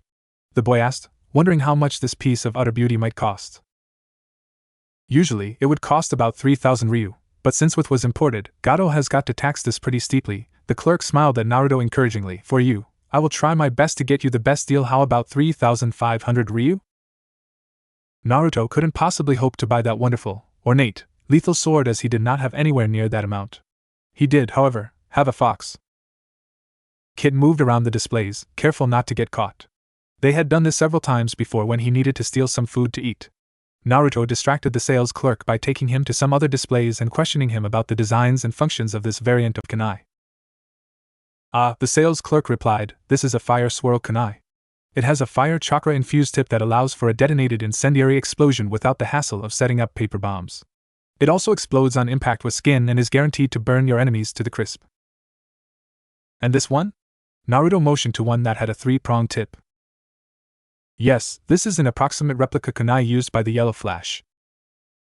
Approximate replica? Naruto asked, as Kit started to climb up to the sword display. Well, yes. No one knows exactly what the kunai looks like. Many kunai collectors would give their children to have that kunai. Unfortunately, no one knows how the kunai was even constructed. No plans have been found. What is so special about this kunai? Naruto asked, keeping the clerk focused on the kunai while Kit nudged the display open. According to some reliable sources, the kunai holds the key to the Yellow Flash's movement technique. The clerk was clearly showing off his smarts as he was then moved along by Naruto to another design. Kit grabbed the sword with his mouth and placed it in the scabbard adjacent to the sword. Then, he picked up the scabbard with the sword in it and dropped down. Kit then moved towards the exit while Naruto was busy asking questions with the clerk. I'm done, thank you, Naruto said to the clerk, before moving to the exit. When he opened the door, Kit bolted out, sword in mouth. Naruto waved to the clerk, smiling. Walking back towards the direction of Tazuna's house, Naruto took the scabbard and the sword out of Kit's mouth and held it in his hand. Deciding he wanted to try the sword out, he went into a wooded area near Tazuna's house. He picked a tree and started hacking. It wasn't really training, but he felt the need to slash something with his new weapon. Naruto kept slashing and slashing. People's faces swamped through his head as some of the scars on his body began to hurt, almost as if the wounds reopened. Soon, the tree he had been slashing was losing bark as Naruto slashed and slashed. He found it soothing to slash at the tree.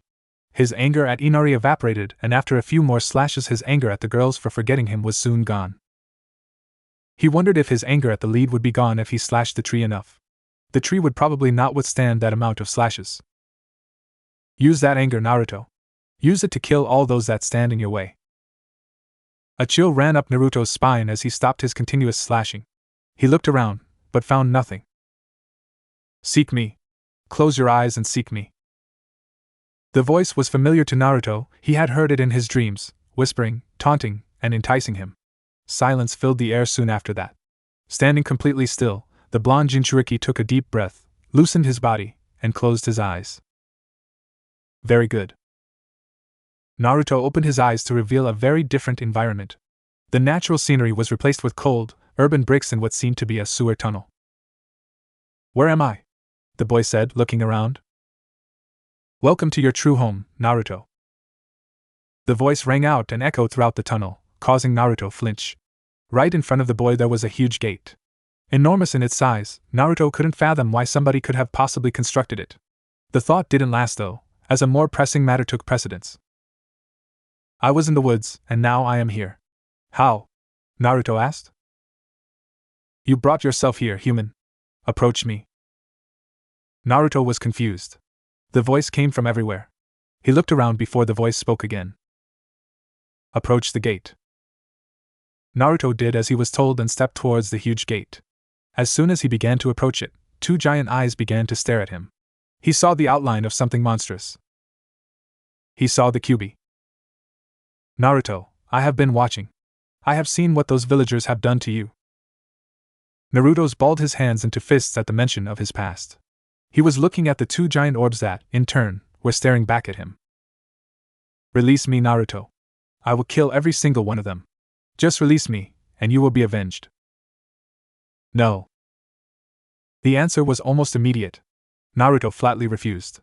The giant eyes flared with anger before Naruto continued, I want to do it myself. Naruto stepped forward once more. I want them to pay for what they have done to me. Very well, Naruto, but with me sealed inside you, you won't be able to destroy the village. Naruto gave the Kyuubi a confused look as he remembered the villagers talking about how the Kyuubi nearly destroyed the village. The Yondaime sealed half of my chakra into you, while the other half was sealed into him. I am only half the demon I used to be. But what do I do? Naruto asked. Ever since he had known about the thing that was sealed inside of him, he had been planning on using its power to level the village. You gain allies using any means necessary. Who? Use the Uchiha girl. She too knows the pain that you feel. Become friends with her, make her trust you. Make her depend on you. Then use her to further our goals. Then, when she is done, throw her away like the trash she is. What about her friends? How am I supposed to deal with them? Use them as well. Use anybody who can further our goal. Do anything that you need to. Naruto looked at the fox one last time before closing his eyes. Sakura had a lump in her throat. She hadn't felt this bad since the day she and Ino became rivals for a week. Seeing Naruto storm off like that, and the things Kakashi said made her really think about what went on in the blonde boy's head. For the first time, she thought about how much it plagued Naruto that he never had any parents or friends. She couldn't imagine it. She felt intense guilt as she contributed to the feelings Naruto had by belittling him and thinking so little of him. That's why he left Tazuna's house. She wanted nothing else but to stop him and apologize for the things that she has done, or not done to him. It was strange, she always thought that Naruto's character was the thing that made him unlikable, unapproachable, but now that she really thought about it, her parents constantly shaped what she viewed Naruto as. They were constantly telling him what a bad delinquent he was and how he shouldn't even be in the village. In hindsight, she realized that she shouldn't have taken her parents' word, she should have at least tried to become friends with him. She went into the village street and glanced around at the figures that were walking past her. Trying to find where Naruto went, she looked inside the shop windows, but the blonde was nowhere to be seen. He had vanished from sight. She went into some shops, thinking he might be in the back looking at something, but she didn't find him. She entered into the weapons shop, thinking that Naruto might be looking at some tools and saw that the sales clerk was frantic. He was pacing and muttering, stopping to only look at the girl before continuing. It was strange to see businessmen like the sales clerk to completely disregard the customer like that. It was so strange. Sakura walked up to him. Hello? The girl said, greeting the clerk, who only took a quick glance at her before replying angrily. I don't have time for you right now, one of my most precious wares has been stolen. His eyes widened as he noticed the headband. You, he pointed angrily at Sakura, you damn leaf came here and took it. Sir, Sakura said began nervously, I have no idea. You ninja took my sword and you didn't pay for it. You ninja are all the same. You take what you want simply because you can kill us, well we have lives to live too. He said angrily to the girl, go. Get out of my store. Being pushed out, Sakura decided she would go back to the house and search for the blonde in the morning. Naruto. The blonde opened his eyes and he saw that Sakura was standing above him. Naruto sat up and looked at the girl. Thank Kami I found you, Naruto, Sakura said, looking at the blonde with mild concern. When Naruto stood up, he realized he still had the sword in his hand and the scabbard was lying on the ground. Picking it up, he put the sword back in it. Naruto? Sakura questioned, looking at the sword, where did you get that? He didn't answer. Instead, he started walking towards the direction of Tazuna's house. Hey! Naruto! Sakura yelled, catching up to him. She then looked at him, slightly embarrassed. I am sorry we forgot about you. Naruto moved onwards. He wasn't going to say anything to her. She didn't deserve anything from him. Use her, Naruto. The boy stopped into his tracks for a brief second, causing Sakura to get in front of him. Naruto? Sakura had a confused look on her face. It's nothing, Sakura. It's okay, I forgive you, Naruto said before beginning to walk again. The walk back to Tazuna's was quiet soon after that, but they soon arrived at the house. The smell of breakfast was thick in the air as Naruto realized that he had been gone for a day. Sakura opened the door and entered with Naruto as they heard Itadakimasu. Naruto snuck past the kitchen and put the sword in his knapsack. He didn't want anybody to see it as he would certainly be questioned as to where he went. Well, if it isn't our little drama queen, Kakashi said upon seeing Naruto. Sakura sat down next to Ino and began to eat the food on her plate. Hinata blushed when she saw the blonde, but she said, "Hey, are you okay?" "I'm fine." Naruto looked at the table and saw that there was a place for him at the table. He eyed it suspiciously before Kakashi spoke up. "It's yours, Naruto. We didn't forget you this time," he said it with a smile. You might want to eat fast. I am going to teach you all something after we are all done. The boy sat down and began to eat the food that was on his plate. He chowed down vigorously as he wondered what Kakashi might teach them. The girls eat normally, not in a rush, while Shikamaru was taking a nap on the couch. Kit, whom was cuddled up in the corner, was sleeping. Whoa, Kakashi said, chuckling slightly. Eat slow, Naruto. I still have to check up on the red-eyed sleeping beauty. The girls looked at Kakashi with a disapproving stare, but he merely chuckled more and left to see Kurenai. The female jounin was laying in the guest bed, still recovering from the poison that the assassin had administered to her. She wasn't breathing as hard as she was earlier, but it was still clear that she cannot do anything productive. You okay? Kakashi leaned against the doorway, arms folded. Do I look okay, Kakashi? Kurenai replied faintly. Well, I would say you have officially become dead weight. Ha, thanks. No problem, the white-haired jounin said nonchalantly as he entered into her room. He sat right next to the bed and looked at her. I am going to take them out to learn some chakra control. Kurenai looked at Kakashi for a minute before breaking into a laugh. No wonder you are such a bad teacher. It hurt to laugh, but the look on Kakashi's face made it much harder to stop. Kakashi said, looking at her. Kurenai straightened up and looked at him. Chakra control is nothing that they couldn't handle with ease. We are facing a threat that demands more from them than just chakra control. Teaching them chakra control isn't going to help them protect Tazuna. How would that be useful if Sabuza simply blinds them with that misjutsu? You'll need to teach them the basics of chakra sensing to give them a fighting chance. Kakashi mulled over what the female jounin had told him before responding with a nod. I'll take your advice with a grain of salt, Kurenai. It might be a bit much to ask, but are you in any condition to oversee their training? What do you think? The look Kurenai gave to Kakashi made the Sharingan user chuckle before exiting the room, closing the door behind him. Kakashi led the group into a clearing. The clearing wasn't huge, nor was it that much of a clearing. It was just a patch of land that barely had any trees. It was perfect for what Kakashi had planned. Alright, this seems good enough, Kakashi said as he got out 6 kunai and threw each one at a different tree. He then looked at the 6th and said, with the power of chakra, ninja can do the impossible. From making clones, he looked at Naruto, as he faintly remembered being told that he had a hard time with that, to climbing up trees. Kakashi then demonstrated this amazing feat by walking up the side of one of the trees with the kunai, and then standing completely still. Jumping off, Kakashi began, Today, you'll be learning to control your chakra to do the very thing that I just showed you. Ino raised her hand. How exactly will this help us? Kakashi sighed as he explained, chakra control is a necessary part in being a ninja. With chakra control, you can do the most amazing of acts and the most devastating of jutsu. With a decent amount of control, you can do more without using any more chakra than you need. This exercise is also very useful in teaching you how to walk on water. In fact, it's almost the exact same thing. So all we have to do is get the kunai from the tree? Shikamaru questioned as he scanned for the shortest tree he can get. He enjoyed the laid-back lifestyle that Tazuna and his family seemed to have at their house, and he wanted to return to that peaceful atmosphere as soon as possible. Correct, Genius-kun, Kakashi said, reveling in the gaze the Nara gave him. All you really need to do is focus your chakra into your feet and contain it. If you can do this while moving your feet, you will have passed this exercise. The sooner you get that kunai from the tree, the more time we have to learn a very important technique that could render that pesky mist jutsu useless if you master it. Now that struck a chord with the genin, who had immediately set to work on controlling their chakra.